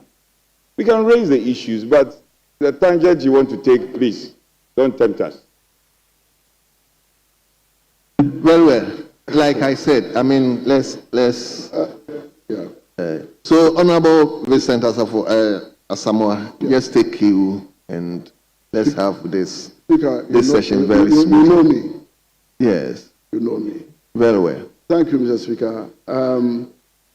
A whole ministry was created by Nanado's administration for sanitation. And that puts emphasis on the importance your government put on sanitation. And I'm particularly very much concerned about the issue of sanitation. That is why I commend Honorable Ahmed some of the answers that he gave. Honorable Samuel, hold on. Just chairman of the committee. Right, Honorable Speaker, thank you for giving me the opportunity. The Speaker, I still maintain the point that the ninth Parliament has a lot of fresh members. When a report of a committee is being debated, your contribution must be based on the reports. So I will urge the House to take that into consideration in the debate. Thank you for the opportunity. Very well. So please, let's speak to the report. Listen, let's speak to the report. I mean, let's cut away insinuation and innuendos. I mean, just speak to the report. We all know that His Excellency, the President, we used to have Minister of Chieftaincy and Religious Affairs. Right now, that ministry is also merged with the local government. I was particularly very much impressed when question was posted on that ministry, especially issues on chieftaincy and the manner that he handled it. I was very much impressed. And I know that under his leadership, issues on chieftaincy, issues in Ghana is going to go down drastically. We all know that areas where we have these tribal clashes also hamper development. So I have so much confidence in Honorable Ahmed that once he assumed duty as the Minister for Local Government, most of the issues that Ghanaians, issues of sanitation and issues on chieftaincy, we are going to nip it in the bud. So on these few words, and looking at the reaction from the minority, I'll conclude and then recommend that our new minister should be approved. Thank you very much. To start a reset agenda. Thank you very much, Mr. Speaker. Thank you very much. Let me turn to Honorable Kofi Mafo, a member for Achiase. Thank you, Mr. Speaker. I want to commend our able colleagues who have been nominated and vetted. I will start with Honorable Ahmed, who is my neighbor. For me, what I would say is that local government is a challenging ministry, especially we coming from the rural constituencies. We rely solely on government funds.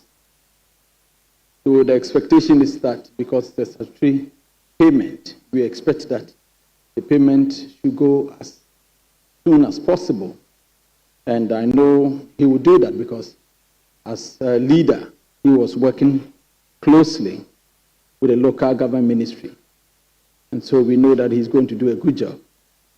And I will also want to congratulate my own Honorable Elizabeth Ejari. As a trade minister, I will want to urge her that what we are experiencing at the port is not one-man business or one ministry business. It is for trade, transport, and finance. But trade because she's the one going to deal with the business community. And they are the people suffering, especially when it comes to shipping lines. Their charges are so much. Now, 40-footer container, if you are taking a 40-footer container, it's over 15,000 for the shipping line. handlers who are the ones going to do are taking about 4,000 Ghana cedis. So I'll urge her to take a critical look at what is happening at the port, whether it is export or import. It is within her purview, so she should be looking at it critically. Then talking about the 1D, 1F, she was complaining about capacity building, and she was talking about funding. So I'll urge her to take a critical look at the exemption process, because if about 400 million and over can be given to NPS for them as an exemption for their work doing at the port, I think other institutions or manufacturers who are also going to deal with our export promotion and employment scale, they also need to be considered. So with these few words, I'll urge our own colleague, our own sister, to take a critical look at it. And then my last one is about these business regulatory reforms, which is under her ministry. They are in charge of making sure that businesses strive. And ever dreamed of having your online business to make money from the comfort of your own home? Well, let me tell you, it's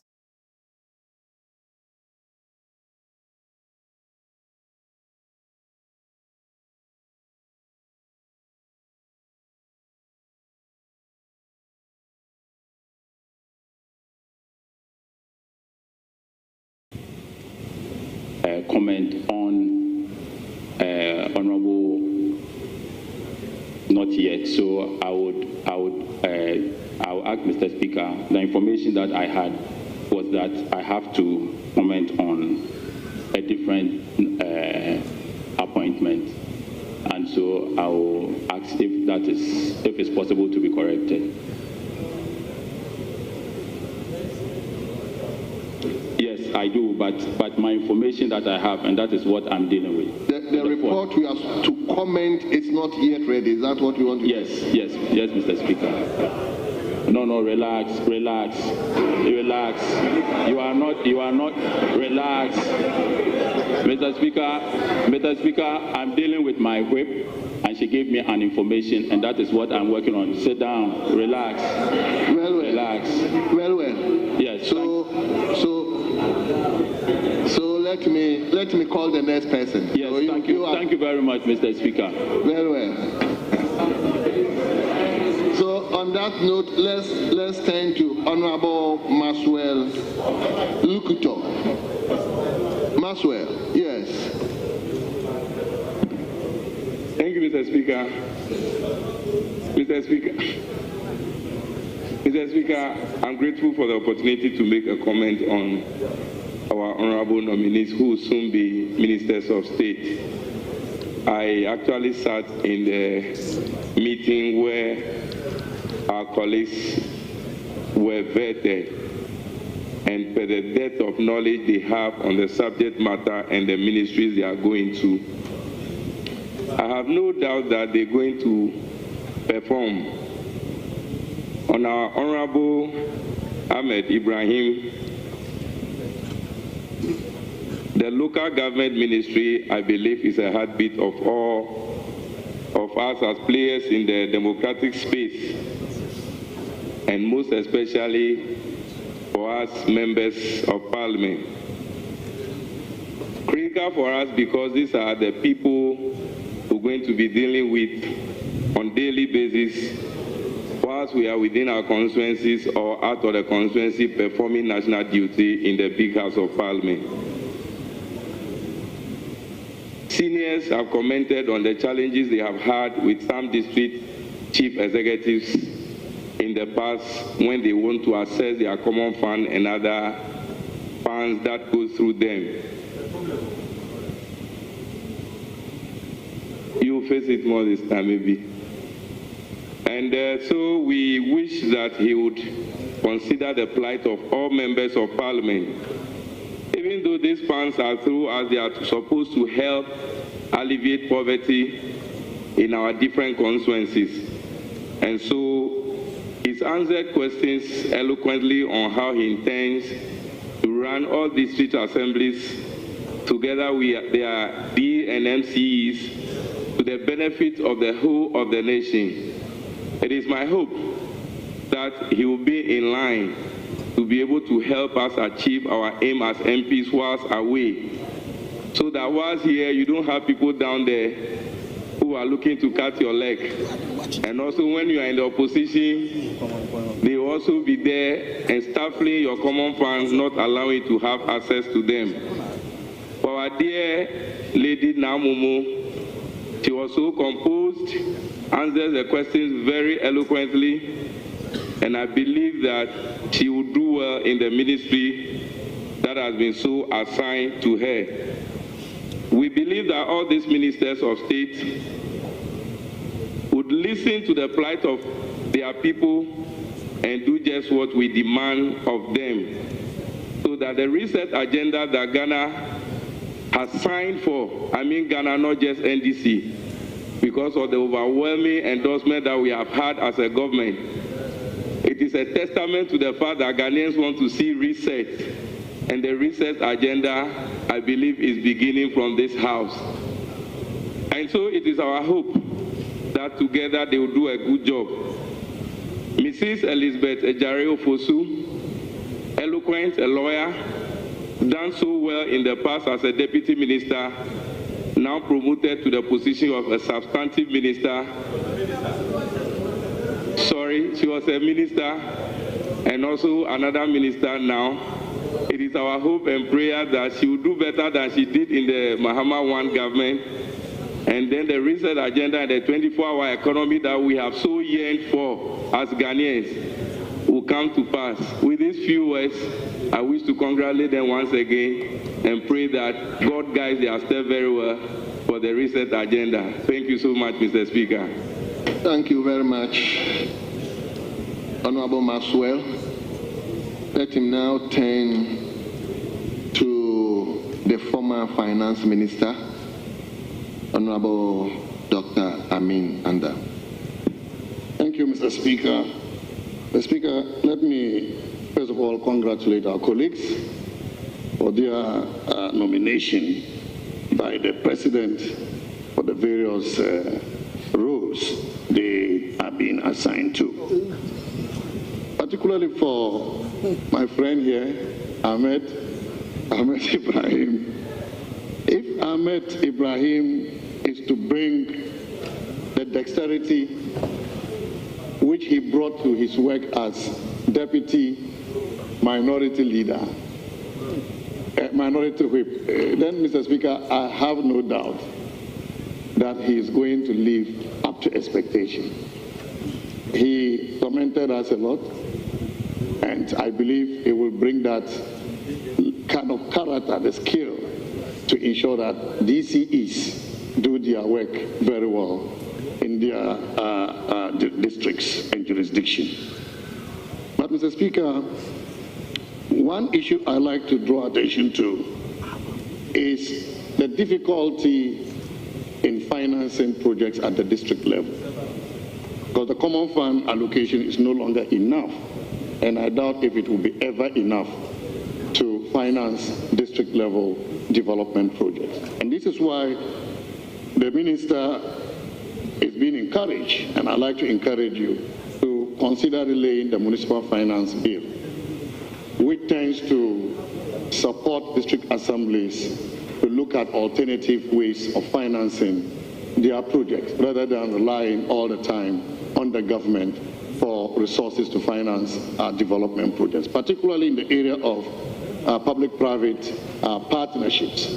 They can leverage private capital out there to finance projects that can pay for themselves. And therefore, Mr. Speaker, I'd like to encourage him to relay the municipal finance bill. Property rate is another area of interest. There's huge potential in using property rate to finance development at the district level. But as a country, we really haven't found a solution to maximizing the collection of property rate. The Ministry of Finance tried, we implemented a system that could energize the mechanisms of collecting property rate. Unfortunately, we face some challenges. I hope that you will look at the policy, you will look at the systems we're implementing, and you will work hard to address the challenges associated with property rate collection and ensure that we leverage that potential for complementing public finances of projects at the district level. Mr. Speaker, it's also important to note, and this is an observation I would like to make, that in presenting the formula for Common Fund by the Common Fund Administrator, it is important to consult widely, particularly with the Ministry of Finance. I cannot remember the Ministry of Finance making inputs to the formula that was presented last year to this House. And this does not help because it is important for the two ministers to sit down and prioritize the areas that the budget can accommodate and what Common Fund can also accommodate. So we avoid duplication of allocating resources for similar projects or same projects across the country. So, Minister, I know that you have so much experience in this area, and I have no doubt that this will really get your serious attention to ensure that the right institutions make appropriate inputs to the formula before it is presented to Parliament. Now, the practice of spending on behalf of assemblies is an old age practice. When I was mayor of Tamale, it was there, it's been there up till to date. This deprives the assemblies of critical resources to implement their budgets. The law that established the assemblies also requires them to have budgets approved by the assemblies. Now, what sense does it make if an assembly makes a budget approved by the assembly and yet the revenue expected doesn't come in for the assemblies to execute this budget? This is very problematic, Mr. Speaker. And this is why most assemblies are living from hand to mouth, unable to execute critical projects that they have promised their people in their localities. And so, Mr. Speaker, I do not know what mechanism the minister will use when approved, but it is critical that we stop the practice of the Common Fund spending and contracting suppliers and paying suppliers on behalf of assemblies. That is not, for me, an efficient way of spending the Common Fund money. Also because it does not address the priorities of the various assemblies. Mr. Speaker, for Honorable Elizabeth Obosu Ajari, one of the key measures that you need to pay attention to is the ease of doing business. We are at a critical stage where we have to be able to attract as much investment as possible to support us grow the economy. And the ease of doing business is monitored seriously by investors across the world. And you need to pay serious attention to that, particularly in addressing some of the challenges that the report brings out. The Tema Port, the harbor, is one area that has been highlighted in many of the reports on ease of doing business in Ghana. In trying to address this problem, I face a lot of resistance. There are so many stops at the port, so many stops. And therefore, you need to be able to reduce the number of stops importers go through or even exporters go through in order to establish a one-stop solution that will make the ease of importing and exporting real. This is so important because the business community, as you engage them, will tell you more about that. But we face serious challenges. No institution wanted to give up. And I hope you'll be guided by this in helping to address that problem at the port so that we can attract more businesses into our country. My last point, Mr. Speaker, is on agribusiness, particularly in relation to horticulture. We can create a lot of business around horticulture. And I've been looking at the situation where the White Volta can be declared the horticultural belt of Ghana, so that the water flowing through the White Volta can be used to irrigate horticultural farming, vegetables, like onions, etc., which we can trade in Ghana, but also for export. What is critical about this also is that the White Volta is closer to the Tamale Airport, and the Tamale Airport is within 2 hours to about 5 countries around the country. And so, if we do this, Ghana will become a major exporter of horticulture. And that, I believe, will bring a lot of meaning to adding agribusiness to the trade and industry ministry, because I see a lot of coordination, or complementarities, and I hope that you will take this very seriously. We'll put fire at your feet so that you can do this for the benefit of our country. So I thank you, Mr. Speaker, for the opportunity. Thank you very much. I believe you all understand why I gave him some time. We realized he was giving very good at. So, come again. So now we will turn to Honorable Faustina Eliklim Akulugu. Yes, Honorable, you have the floor now.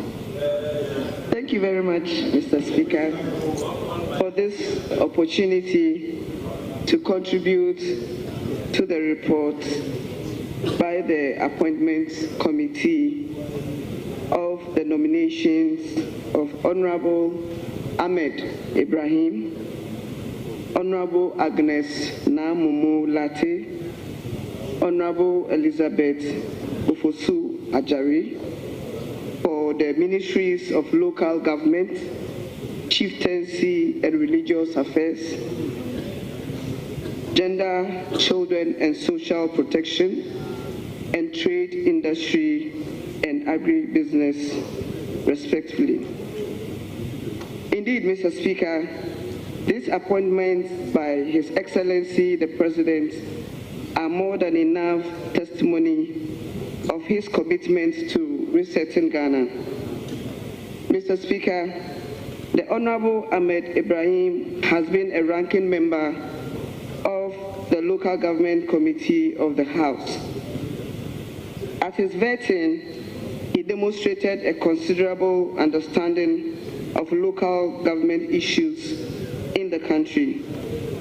We are confident that his appointment will support His Excellency the President's vision to deepen decentralization and also enhance revered institution of chieftaincy in our country. Mr. Speaker, we also believe that as a former whip of this House, the Honorable Ahmed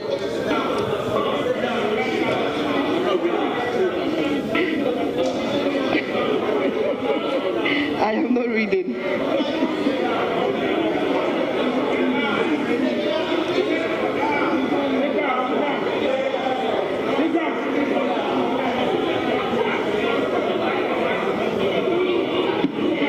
Mr. Speaker, we also believe that as a former whip of this House, the Honorable Ahmed Ibrahim will instill discipline in the yet-to-be appointed chief executives of our various Metropolitan Municipal Assembly, and more importantly, get him aligned with the vision of the President and members of Parliament. I must also add that, personally, Honorable Ahmed Ibrahim has been a great help to me. I've had to rely on his advice and support a number of times to win the mighty Domi-Kwabenya constituency. Read on. Finally, Mr. Speaker, read on. Appointments of Honorable Agnes Namumu Latte and Honorable Elizabeth Ofosu Ajari is a committed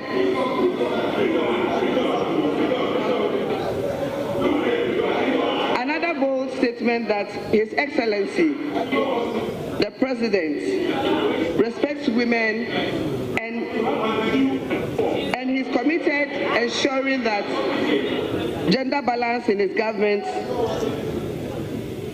in line with the Affirmative Action Bill. As a woman, I am particularly proud of the appointments, and I strongly believe they will make us proud.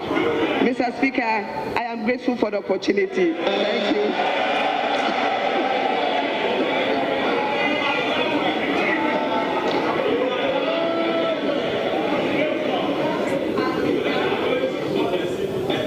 Thank you very much.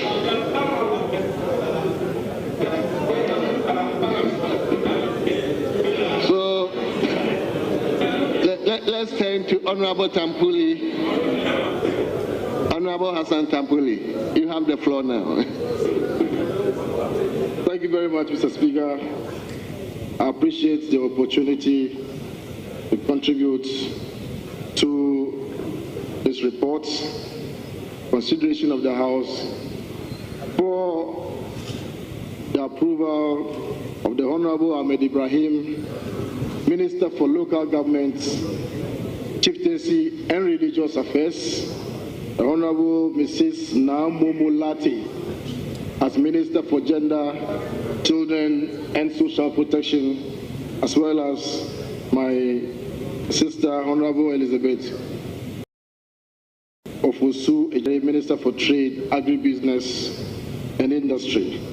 Mr. Speaker, I want to join colleagues to extend hearty congratulations to these colleagues who have caught the eye of His Excellency, the President of the Republic, serving his government. Mr. Speaker, right at the outset, I need to signify to these colleagues that by what I have observed in the previous administration of His Excellency John Dramani Mahama, reshuffle is something that he likes a lot.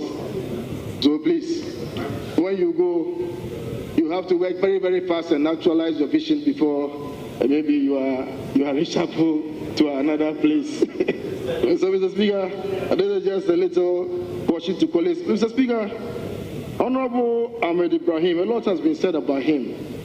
Very sharp gentleman. Mr. Speaker, looking through the reports, I noticed that the three of them are almost about the same age. They are almost about the same age, 50, 52, and I believe very strongly that with what I heard this morning about the average age of the nominees for ministerial positions, I believe that we have one of the youngest governments in the history, the oldest being about 61 or so. So your collective energies would have to show, your collective energies will have to show, you have to give justification for why government should be made available to the younger generation. So you are doing this not for yourself, but also to give justification for opportunities that we're giving to the future generation. I wish you well in the work that you do. Mr. Speaker, on page 6 of the report, the nominee made reference to some misalignments between the reporting structure of the administrator of the Judicial Assembly Common Fund. And I think that it's important that this is rectified so that the malady doesn't continue to fester and then create enough confusion as it is doing right now. But as far as I'm concerned, Mr. Speaker, the legal maxim that the general laws shall take precedence over specific laws, specific laws shall take precedence over general laws would convince me that generalibus non derogat specialibus. That is correct. That's the Latin maxim. Mr. Speaker, I would insist that the District Assembly Common Fund Act 1993, Act 455, which establishes that the Common Fund Administrator should report to the Minister for Local Government, is the one that should be adhered to. Yes, Mr. Speaker, there will be some challenges as far as canons of interpretations are concerned, that you might say that the later legislation will take precedence over former legislations. So that argument can also be made, but I would insist that once it is a special legislation, I would insist that the District Assembly Common Fund Administration should report to the Minister for Local Government for the proper alignment of the function of the local government administration. Mr. Speaker, on point 4 of the report, improving the local economy in collaboration with the MMDCs, there's no doubt about the goodness of the spending power of the Assembly, what it does to the local economy. I mean, the cascading effects is unimaginable. When everything is done from Accra, you know, contracts are awarded in Accra, procurements are taken from Accra. Sometimes the members of parliament, and I believe some of us have experienced it one way or the other. You will be sitting in the chamber, and then somebody moves to site. It's even sometimes the case that even the MMDCs do not even know where these contractors are coming from. The next thing you find somebody, you know, on the ground executing the contract. So, Mr. Speaker, I would urge on my colleague, the Honorable Ahmed, to take a very critical look at that issue and then deal with it. Mr. Speaker, I noticed also that the ministry is quite a behemoth right now. Minister for Local Government, Chieftaincy and Religious Affairs, Judicial Committee of the House of Chiefs, and so on and so forth. So they are going to be superintending a huge space that previously was occupied by, I think, 2 or 3 ministers. But there was a minister for Water Resources and Sanitation, Chieftaincy and Religious Affairs, and then local governments. Now you are going to carry almost 2.5 ministries. And I don't know how you are going to do it, but based on what we have seen you do in this house, your diligence, your ability to think on your feet and so on and so forth, I believe that you'll be able to discharge this duty with gusto. And I wish you well, Honorable Ahmed Ibrahim. Mr. Speaker, Honorable Agnes Na Momo Lati, Doctor, the Minister for Gender. Mr. Speaker, that ministry is one of the youngest. Now, if I remember correctly, the former minister and member of parliament for Takrade, Gladys Asma, is the one that birthed that ministry in 2001. And I believe there's a great deal that can be done about that ministry. I'm not too sure. I may be corrected, Mr. Speaker. But if I remember correctly, Gladys Asma was in recent years the first minister for gender. So it's a work in progress. There's a great deal that can be done at that ministry. And I believe that you will give effect to the Women Development Bank. Mr. Speaker, after the election, a woman told me that she was waiting for the Women Development Bank to be established. That's why she didn't vote for me. And so, Mr. Speaker, I'm also, waiting patiently for that ministry to set up so that I can send my women organizer to go and see if she gets some loan from the facility. So, Honorable Member for Krowo, I wish you well. Mr. Speaker, Honorable Elizabeth Ofosu Ejare, I serve with her on the Appointments Committee. Very diligent. I don't know whether it is parliamentary, but she is a gentle assassin. Her questions are slow in coming, but they are piercing and biting. And then she will punch you where you least expect. I mean, she will just, Mr. Speaker, I don't have much to say. But when the questions come, Mr. Speaker, you will shake small before you are able to answer the question. A senior at the bar as well. And I greatly appreciate that she is more than capable of discharging the obligation of that ministry. Mr. Speaker, there is a little bit about the cross-border trade that I read from the report on page 28. And it says, with your permission, Mr. Speaker, it says, according to the nominee, when the tax system is attractive, So she proposed imposition of a reasonable and fair tax system. And according to the nominee, when the tax system is attractive, non-exorbitant and reasonable, people are more willing to pay. Mr. Speaker, if I refer to President Mahama's first 100-day social contract, bullet number 6, Mr. Speaker, if you permit me to just read in quotes. Within my first 90 days in office, review taxes and levies on vehicles and equipment imported into the country for industrial and agricultural purposes. Mr. Speaker, currently, if you take the bill of lading at the port, you import the vehicle into the country, you have line items, taxes, levies, margins, and so on and so forth, about 22. And my colleague, Honorable Mafo, made reference to a particular line item, which is the container charges.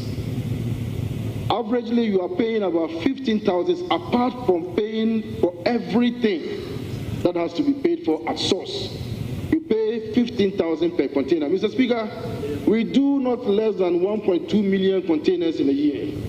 Now, when you do the calculation, we're talking about billions of dollars. Mr. Speaker, sometimes when you go to make these payments, the shipping lines insist that you must come with foreign currency. So in addition to paying this exorbitant fee, you are also supposed to go and exchange mostly dollars or euros to go and make these payments. Mr. Speaker, I'm not sure about the legality of this. And so the Shippers Authority Act was passed recently. Mr. Speaker, I'm just winding now. The Shippers Authority Act was passed recently, in which we have insisted that shipping lines can no longer impose such charges on shippers, except what the Ghana Shippers Authority has approved.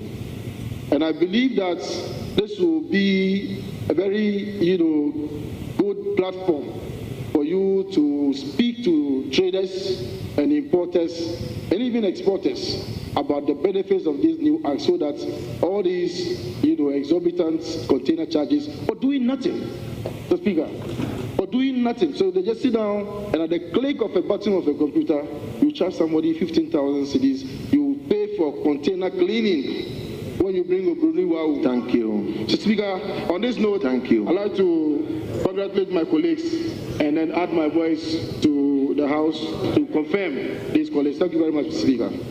Yes. Please, let's turn to Honorable Simon Pabe Chairman. Yes, Honorable Chairman. Is it Brekum? Yeah, Brekum is the good. Yes. Thank you very much, the Speaker, for the opportunity and the lot add my voice and to contribute to and to say very big congratulations to the nominees on their call to serve in this high office. Let me start with Honorable Ahmed Ibrahim. Honorable Ahmed Ibrahim, 5-term Member of Parliament for the good people of Banda. He has really distinguished himself so well. When you see and assess his intellectual, his tenacity of purpose,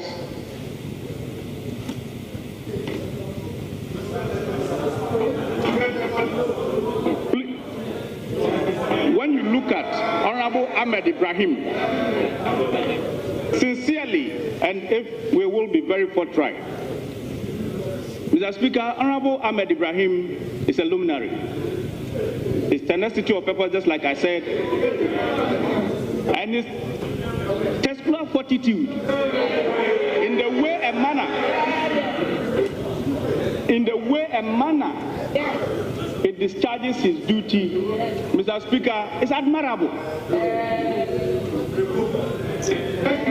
And I have no doubt, I come with very firm conviction that my senior colleague will distinguish himself creditably in the Ministry of Local Government chieftaincy, and rural development.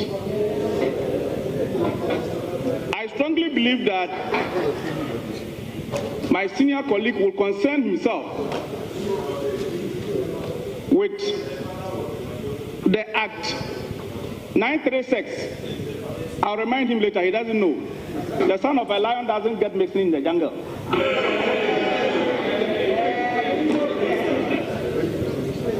Honorable, just focus. Later on, you come to that. Let's focus on. Mr. Speaker, I want to believe that my senior colleague will concern himself with the Act 936, the structure in particular, the lower level.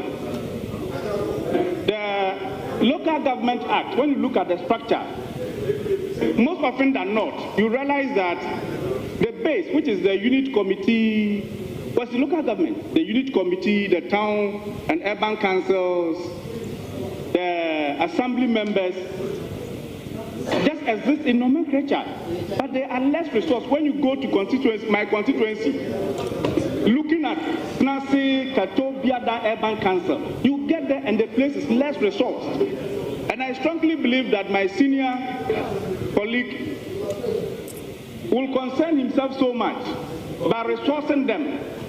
Most often than not, you realize that, Mr. Speaker, they are not even consulted. And it is only at the evaluation stage. But I strongly believe that democracy must be participatory. And once it's for the people must be involved at the grassroots. And I strongly believe that during the problem assessment, through to design of the program and project, through implementation to evaluation stage, the unit committee, the assembly members, and the urban and the town councils will be involved. And I think with that, we can have the full realization. With him, as a royal member, I strongly believe chieftaincy is not an issue. And as an elder of Church of Pentecost, I have no doubt in my mind. As long as religious issues are concerned, he will do justice to that. Then again, on my good sister, Honorable Elizabeth Upusua Jare. Honorable, you spend almost all the time on Honorable Ahmed. I have a lot of confidence in her. And that again,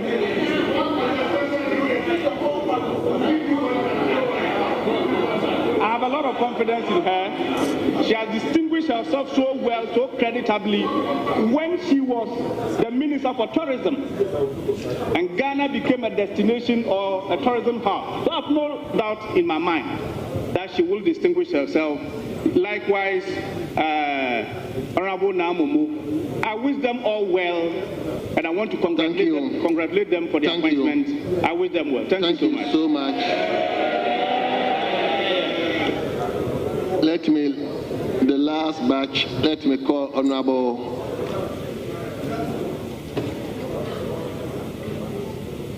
leadership. You do the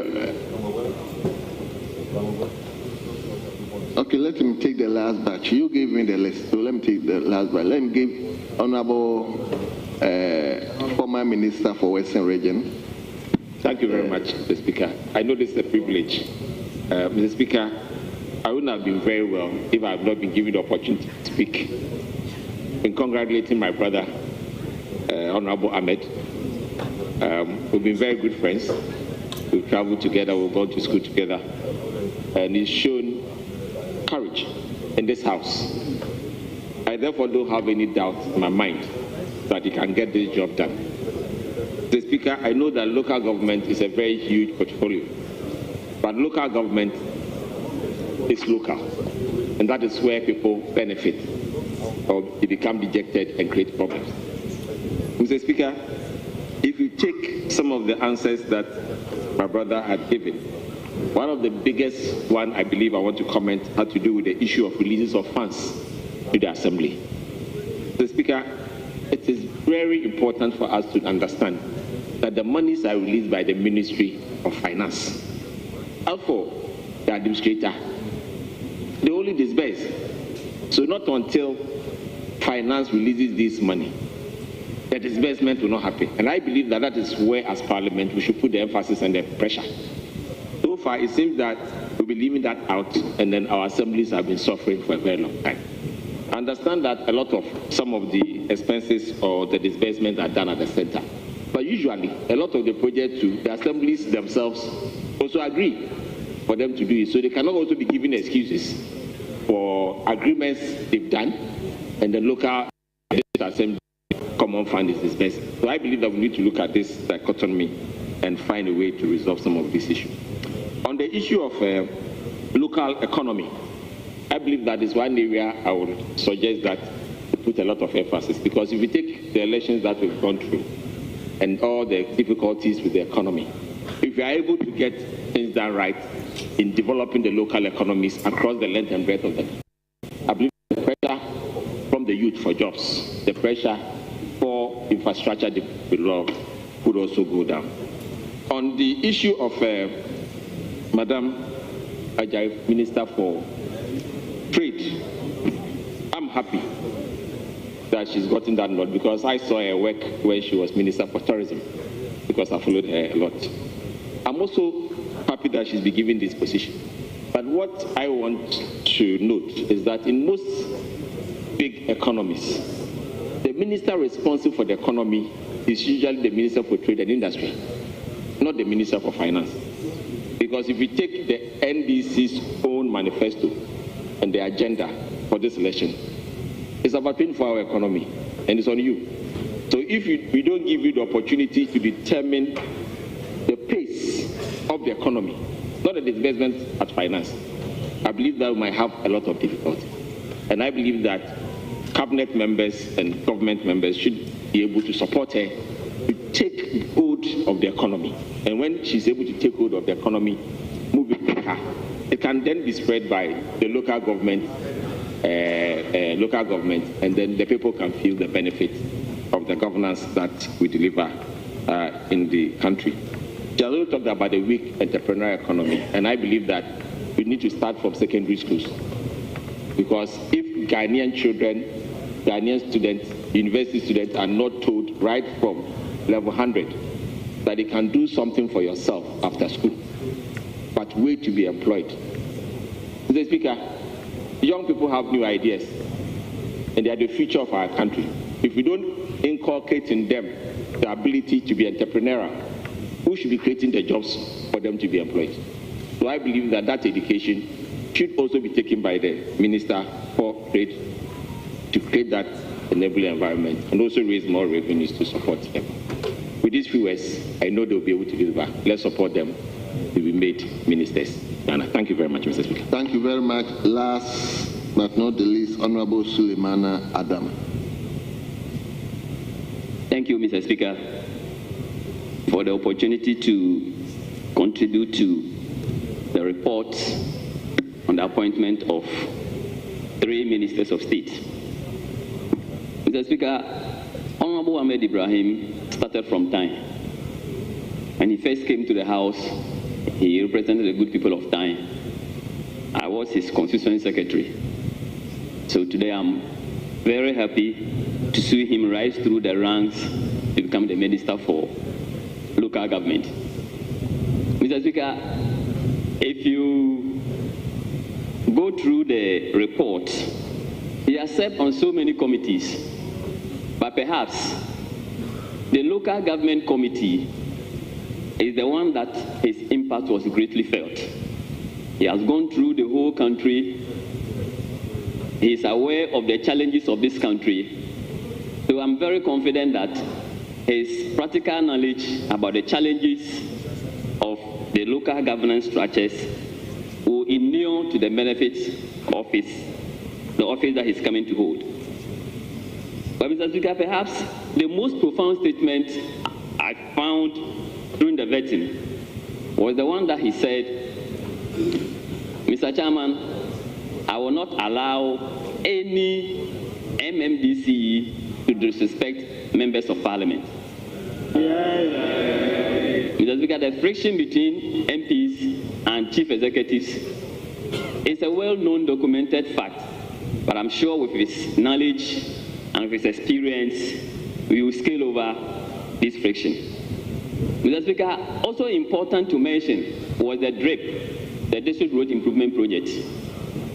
He gave firm assurances that management of the DRIP project will improve so that the impact will be felt. Mr. Speaker, perhaps the roads minister in the 8th Parliament, you realize the roads minister was the most summoned minister on this house. It tells you that the road sector is the most critical when it comes to the developmental issues that we have. So I'm sure with Honorable Ahmed Ibrahim as the local government minister, with proper structure and ownership of the machines, the DRIP project will get to the intended purpose that we envisaged. Mr. Speaker, Elizabeth Ofosu-Adjare is a former Minister of State in charge of tourism. He's a lawyer. She's a gender activist. But for me, her appointment demonstrates the commitment of President Mahama to gender equity. Perhaps I agree with the honorable member for the former Western Regional Minister that the most important ministry for the next 4 years of President Mahama is the Ministry for Trade and Industry. It is where the central theme of our campaign, the 24-hour economies.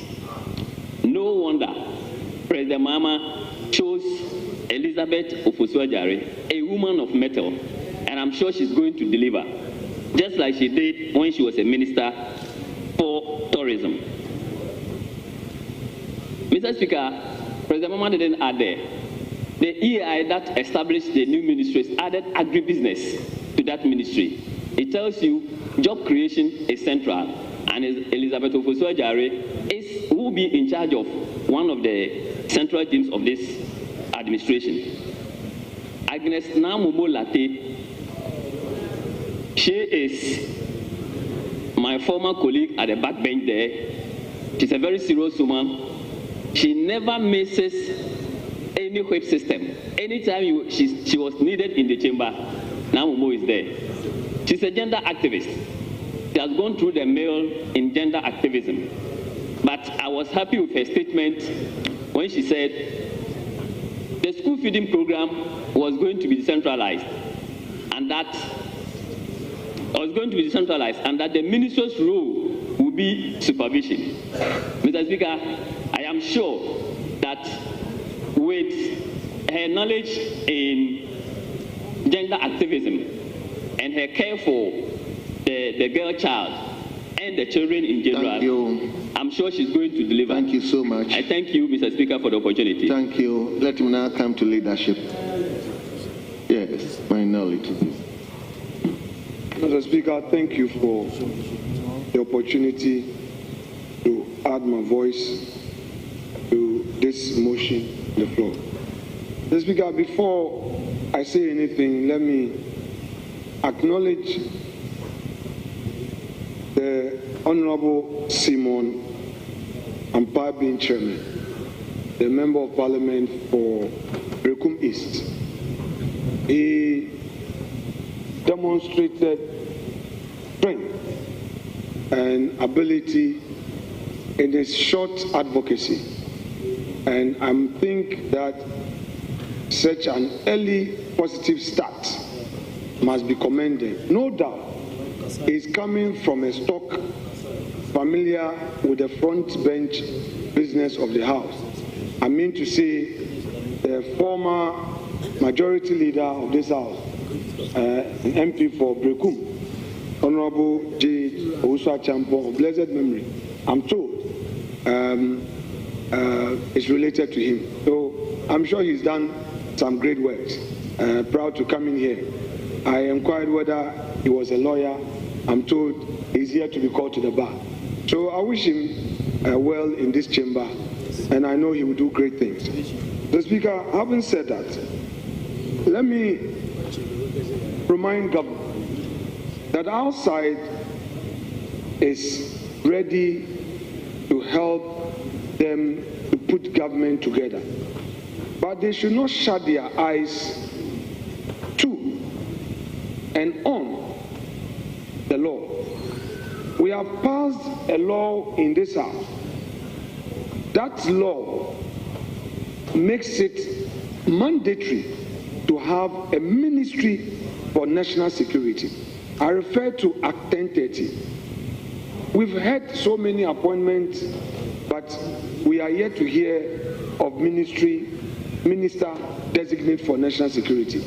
Only yesterday or so, we got this notice from Mr. President about the interior minister designate. Because of certain exigencies, we are ready to vet him tomorrow. Mr. Speaker, we will do our part, but they must also do their part so that we don't create certain impressions. Mr. Speaker, that said, the number of ministers. We are seeing Minister for Local Government and Chieftaincy Affairs. The political class of this country must be bold and own the political narrative. I will not criticize because I am in opposition. When we make mistakes, let's admit them and apologize. 60 ministers will not help your political cause. But when civil society comes out with the narrative, as if everything is done by the political class, instead of us boldly explaining to them the intricacies of politics, then we also fall for the trap and we make political commitment.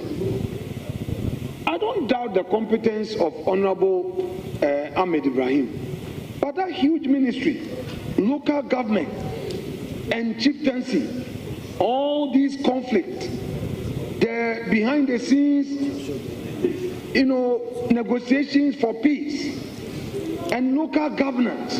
Mr. Speaker, I am not the president, but if I were to advise Mr. President, I would say, Mr. President, you can apologize to Ghanaians and say, look, you underestimated the thing. I think I need to engage more ministers. Because, Mr. Speaker, we cannot allow this. And the civil servant, what people have forgotten is that as you put two ministries together, the staffers are the same. All the civil servants who are there, they remain same. And then you say only one minister to supervise and monitor. Things will soon get out of hand and you take the collateral damage.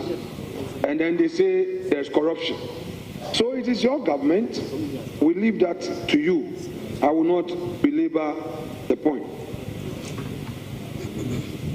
To conclude, I want to say something about the minister designate for trade and industry and agribusiness.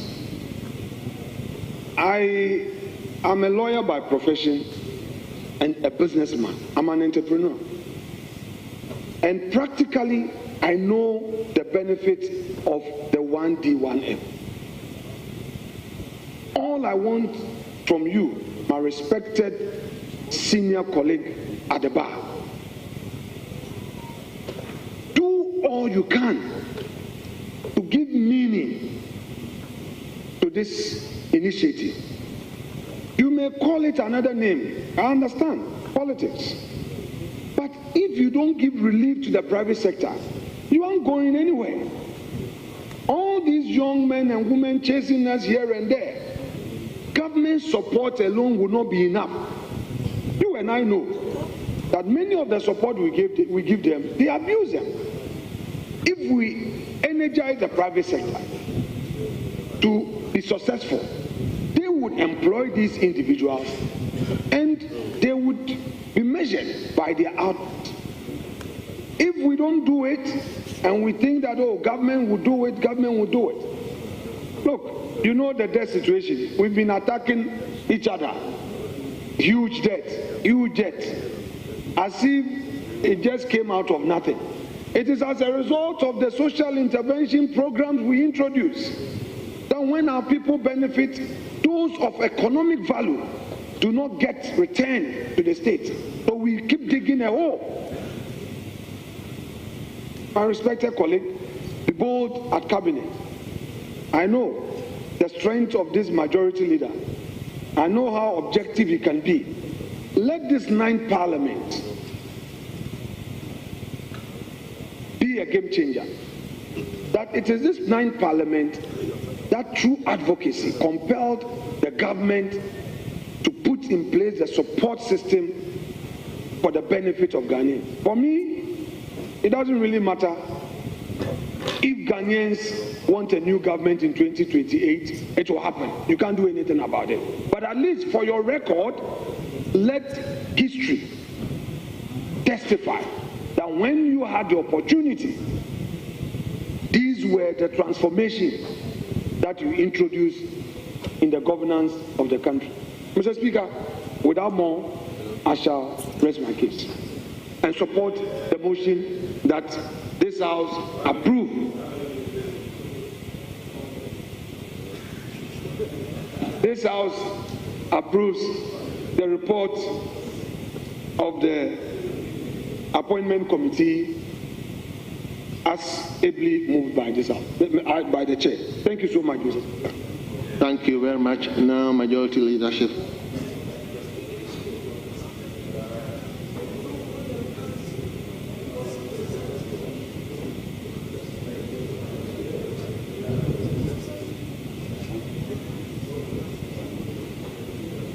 Speaker, thank you for the opportunity to add my voice to the motion presently before us for the adoption of the report ably laid by the chairman of the committee. Mr. Speaker, in doing so, let me make the point forcefully that the Honorable Minority Leader again got the point wrong on this vexed issue of I disagree with him that the insistence that the Act 1030-2020 Security and Intelligence Agency Act actually provides for the establishment of the Ministry of National Security. Because specifically Section 24 only provides for the functions of the minister. And Mr. Speaker, the minister is defined in Section 49 of the law as the minister responsible for national security. So indeed, the president, as he is now, can actually mandate the minister responsible for the interior to be also responsible for national security.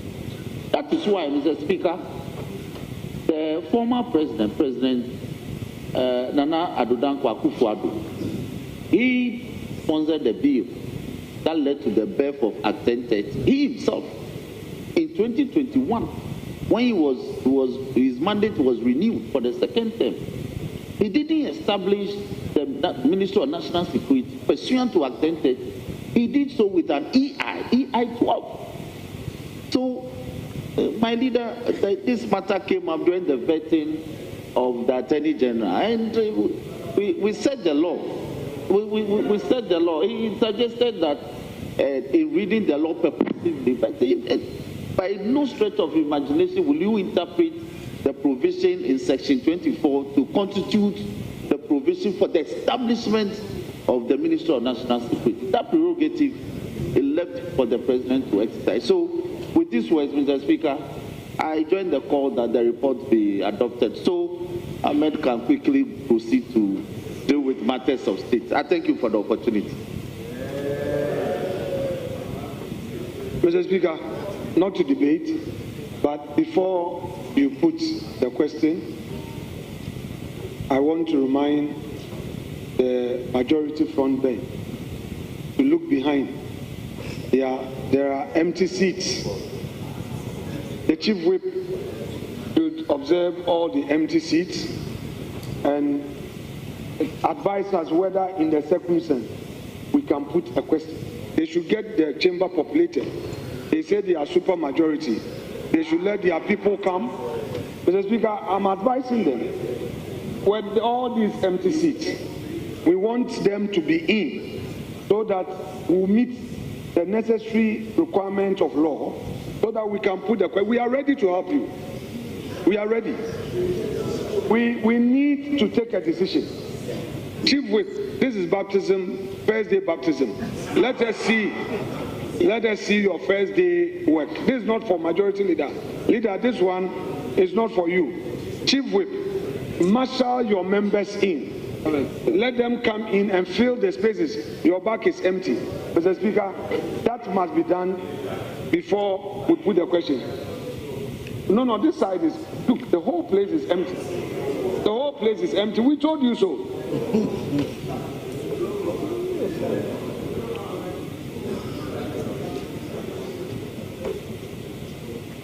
Yes. Mr.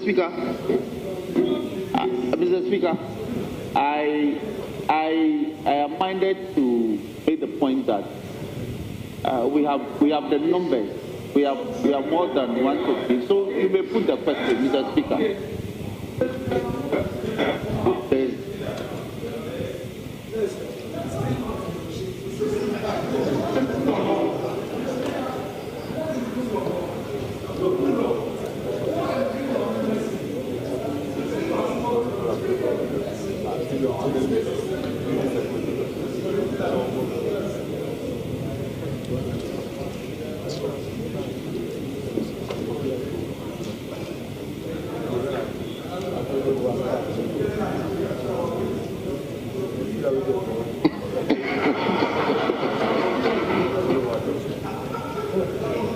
Honourable members,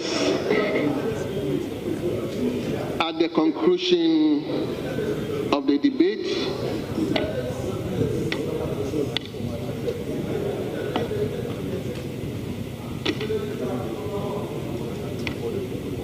he has not caught my eye.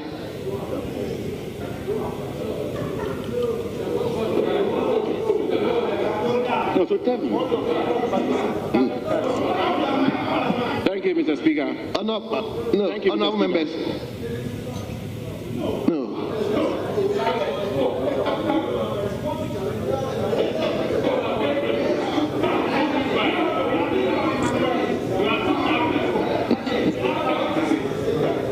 Thank you, Mr. Speaker. Mr. Speaker. Mr. Speaker. Mr. Speaker. Mr. Speaker, thank you very much. Mr. Speaker, over the years, particularly in the 8th Parliament, Mr. Speaker, the question of attendance to this House had become a major issue. And indeed, Mr. Speaker, on several occasions, civil society organizations, the media and the rest have had the occasion to discuss at great length the attendance of members of Parliament to the business of the House. Mr. Speaker, we are here this afternoon conducting extremely serious business. Mr. Speaker, we are here as an arm of government to exercise our constitutional mandate in supporting the President to constitute his government. And Mr. Speaker, indeed, we are here to approve 3 very important ministers: the Minister for Local Government, the Minister for Trade and Industry, the Minister for Gender. And Mr. Speaker, let me say that it is refreshing that all 3 of them are here. But the majority benches and seats are empty. Mr. Speaker, empty. Empty. Mr. Speaker, Mr. Speaker, Mr. Speaker, Mr. Speaker, Mr. Speaker, Mr. Speaker, on December, Mr. Speaker, Mr. Speaker, on December 7th, Mr. Speaker, on December 7th, Mr. Speaker, on December 7th, Ghanaians queued and voted for 275 members of Parliament. 183 of them are members of the majority side. They are not here. Mr. Speaker, they are not here. Mr. Speaker, look at the minority side. They are always happy. They are always happy to erroneously, Mr. Speaker, they are always happy to erroneously refer to us. They are always happy to erroneously refer to us as micro minority. But Mr. Speaker, this minority will be in this House every day and conduct our business and perform our responsibility. Mr. Speaker, that is why I refer you to Order 64. Order 64, Rule 4 of our standing orders. That's bigger.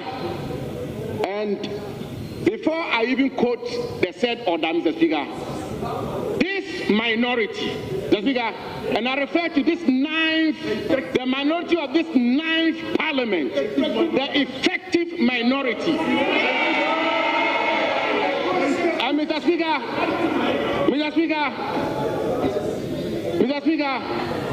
the good book, the Holy Bible, teaches us that a few people under God can conquer a multitude of people.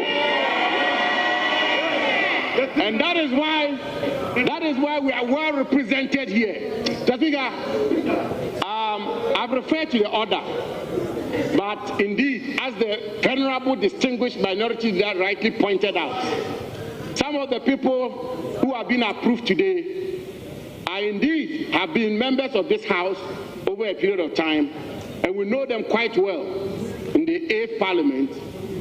I refer particularly to the Minister of Trade Designate, the Minister of Local Government, the two of them in particular. Mr. Speaker, we have worked with them in this House, and for their sake, Mr. Speaker, for their sake, we will temper justice with mercy. We will temper justice with mercy. But, Mr. Speaker, before I take my seat, Mr. Speaker, I will waive the application.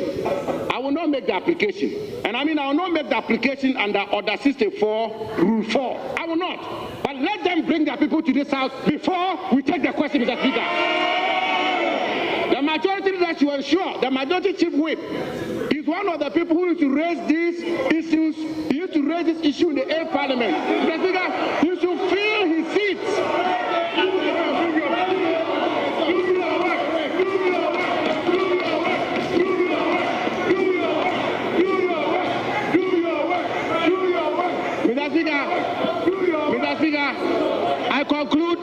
I conclude by saying a huge majority, but ineffective majority, a small minority, but effective minority. Let them come for us to conduct business. Thank you, Mr. Speaker, for the opportunity.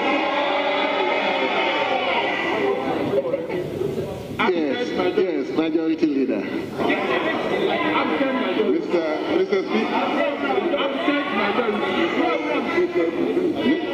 Mr. Speaker, I think we have enjoyed ourselves. It's been a lot of fun. But the good thing is that he has restrained himself from coming under Order 64. Yes. That's one. So, Mr. Speaker, you may put the question.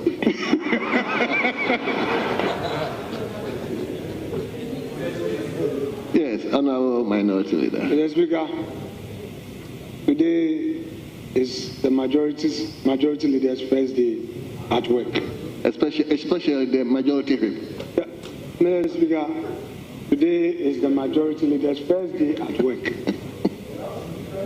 As the respected member who spoke said, we will temper justice with mercy.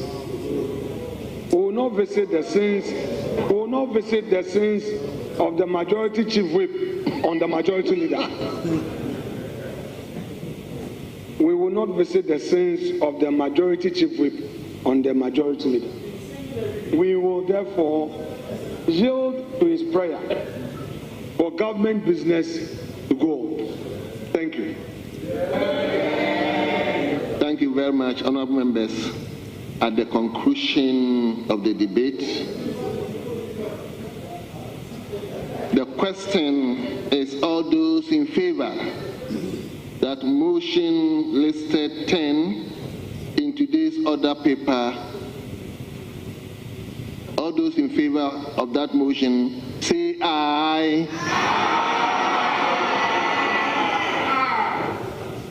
All those against, say no. Honourable members, it is obvious the ayes have it. The motion is hereby adopted.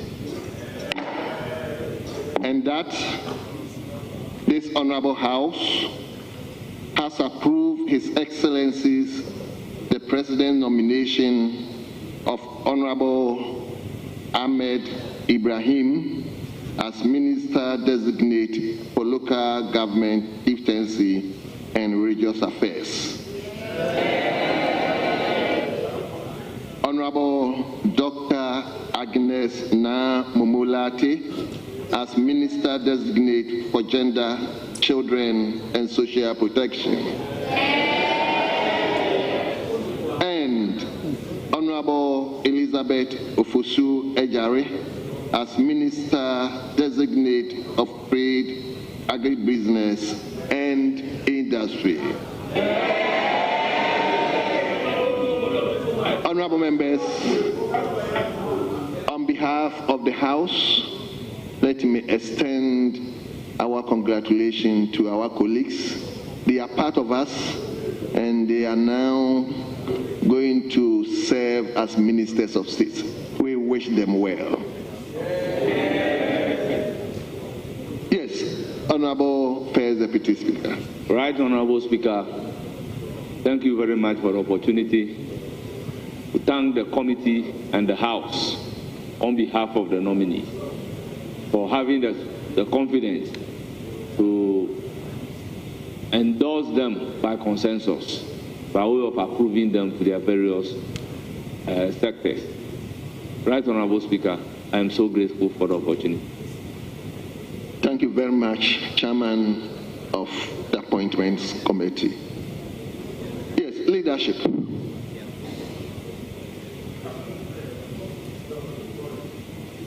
Yes, leader of government business.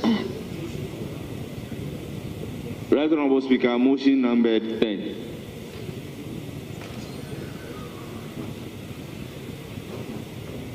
Yes. Leadership, is that the pressure of the House? Speaker, that is so. Very well.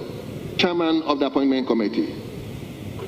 Right, Honorable Speaker, thank you for giving me the opportunity to move the motion number 10 on today's order paper, particularly at page 3, that notwithstanding the provisions of Standing Order 1041, which require that a motion shall not be debated until at least 2 sitting days have elapsed after the notice to move the motion is given.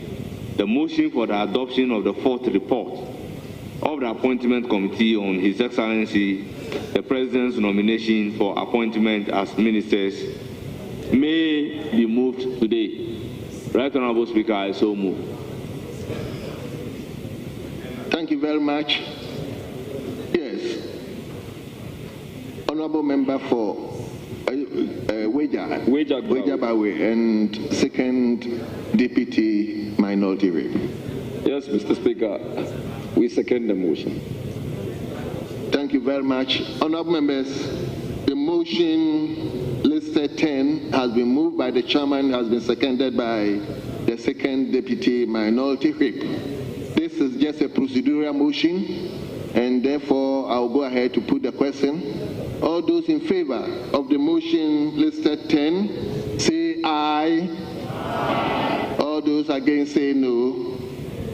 Honorable members, the ayes have it. The motion is adopted. Yes, Chairman, let's take the substantive motion 11. Right, Honorable Speaker,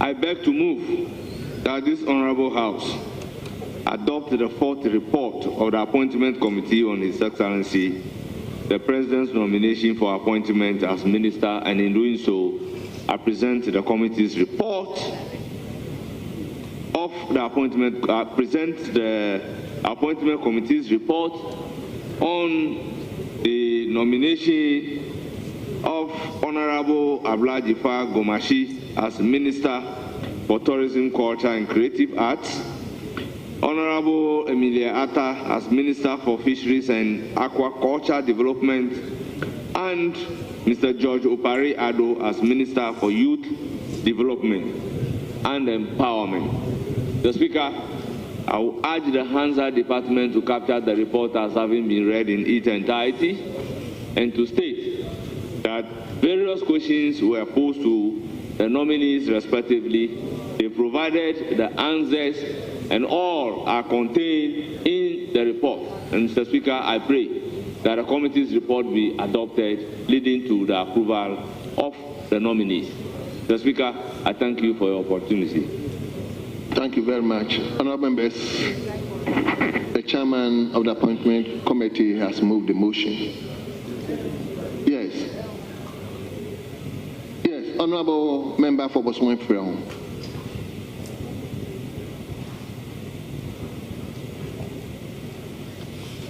Thank you, Mr. Speaker.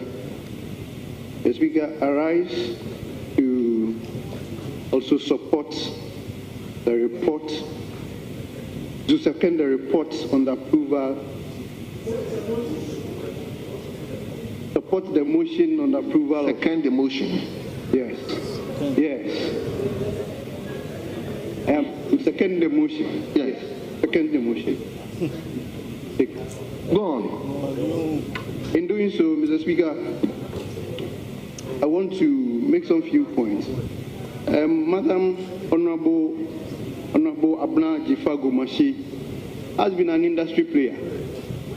Hence, we are all aware of her prowess and competence in this industry. Mr. Speaker, it is very important that we draw her attention and refresh her mind to some very key important things that were achieved or done by the SY government, which needs to be looked at, repeated, and if possible, enhanced. Mr. Speaker, one of them is the year of return, which obviously saw about millions of foreigners coming into the country, raising about 1.9 million to support the economy of this country. Mr. Speaker, after the year of return, we introduced the Beyond the Return, which was also very important and helped largely the tourism industry of this country. Mr. Speaker, I would urge her that now that she is coming into the ministry, some of these things should be encouraged, improved, and if better, resourced, so that Ghana will be seen as one of the areas, destination, like we have December to remember in Ghana. Ghana will be seen as one of the destinations and areas we look at. Mr. Speaker, the report also at paragraph 4.1 mentioned clearly when responding to questions at the vetting, stating and speaking on the deterioration of states of some tourist sites in Ghana. Mr. Speaker, it is very critical when you look at that report. He mentioned clearly that she's also going to develop major tourist sites in this area, and then also support the MMDCs to rehabilitate, raise, and make sure that tourist sites in the areas of these countries and our local assemblies are developed. Mr. Speaker, I want to also draw your attention to some major sites, tourist sites that Ghana need to pay attention to. Mr. Speaker, one of them, you mentioned a few, is Abrewa Waterfalls, Mr. Speaker, Bakote Waterfalls, the Awam Waterfalls, the Bobiem Waterfalls, the Dane Waterfalls, the Amomoso Waterfalls, the Tebri Waterfalls, the Subrisu Waterfalls. Mr. Speaker, the Tebesu Waterfalls, not to mention, just to mention a few, are all waterfalls in the Bosome Freho constituency. Mr. Speaker, I'll urge the minister, now that she's going into that the ministry, to support the local assembly to develop these tourist sites, which I believe strongly would improve the tourist ecosystem in this country and also create jobs for people in this constituency, Bosome Freho to be specific. Mr. Speaker, Honorable Emilia Atta, Mr. Speaker, I will also congratulate her and also say that she has worked well for the NDC and John Dramani Mahama to nominate her. Mr. Speaker, but there is one thing she needs to look at. Mr. Speaker, that is the 14 landing sites that were started and yet to be completed by this government. Mr. Speaker, it is important that we ask her, we urge her, that going into the ministry, those 14 landing sites must not be abandoned. Mr. Speaker, one of the major issues that bedeviled the SWAT administration, close about 2 weeks to elections, was Galamsey, illegal mining and water body mining. Mr. Speaker, as a minister designate to go for fisheries, it is important that when some of these water bodies are destroyed, it affects fisheries. So she should carefully look at this area and ensure that, the Speaker, the water bodies are safe and the water bodies are conducive for the fishes to live there. Mr. Speaker, there has been controversy on when the fishing time to be closed, or the closing season and the opening season. Mr. Speaker, it's important that stakeholders are engaged to make sure that our fisher folks enjoy the number of times they are supposed to fish, so that we can also have the benefit of having our. Mr. Speaker, the last one, which is the Minister Designate for Youth Development. Mr. Speaker, the NDC promised so much to the youth of this country. Mr. Speaker, I am urging